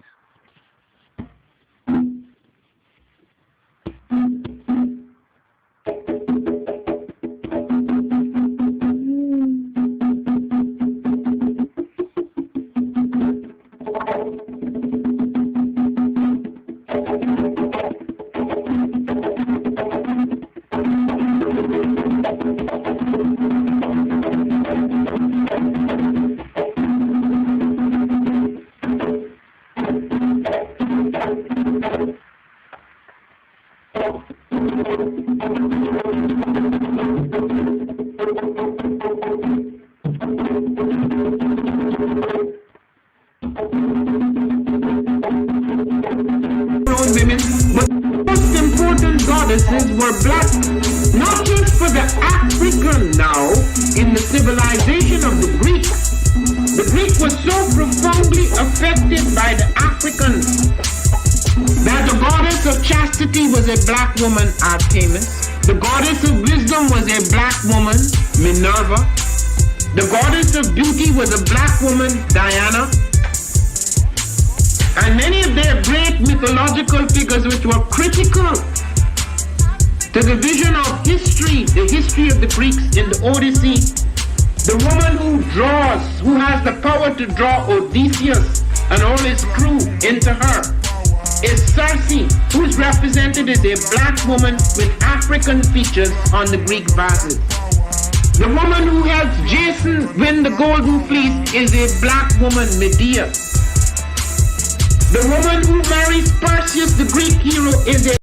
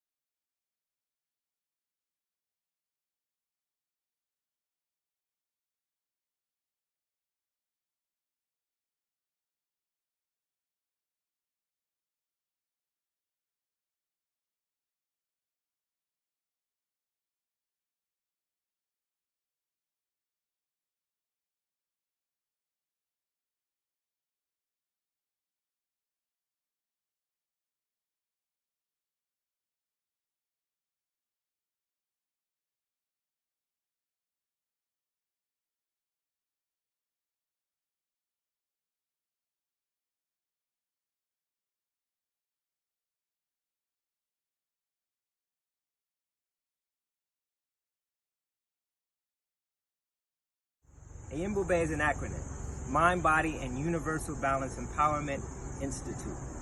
It is also Zulu. It means lion, of course. With that, we're working with resiliency. We're working with trauma-informed care. With all of the mind-body connections that we need to not only address so many of our ills, but also to heal from them.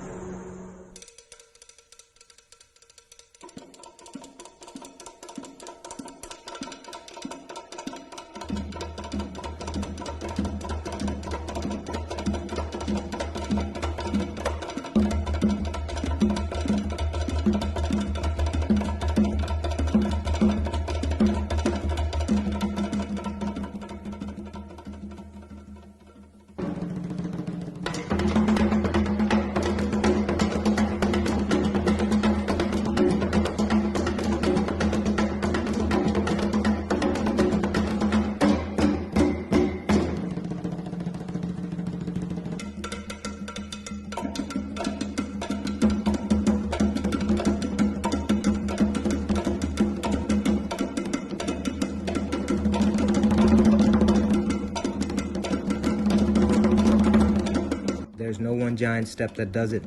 It's a lot of little steps. Author unknown. How do you regulate? Yoga, meditation, and Bube. Mind, body, universal balance, empowerment. We're waiting for you. How do you regulate?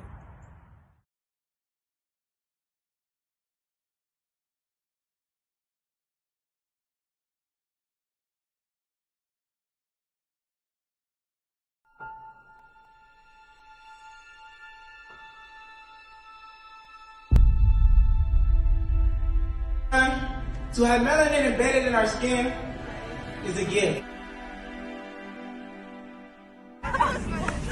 Oh my gosh, when I say too black, you say too strong. Too black? Too strong? Yeah.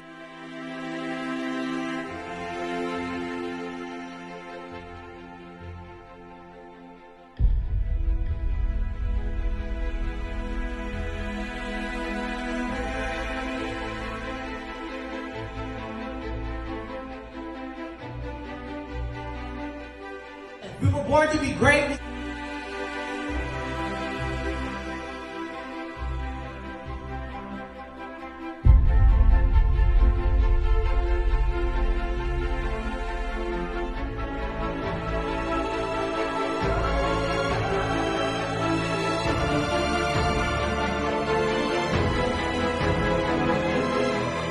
Oh my gosh, when I say too black, you say too strong. Too black?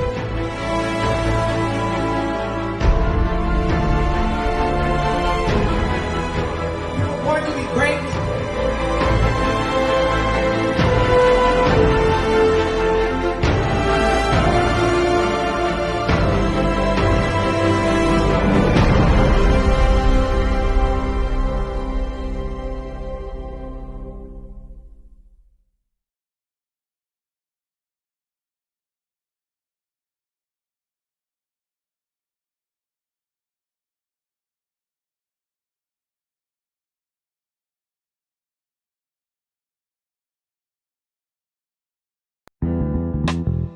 Hand on mine and I'm flying straight down the highway. Who wanna get peace? Who wanna rest in pieces? I knew what Pac was talking about when he spoke about telekinesis.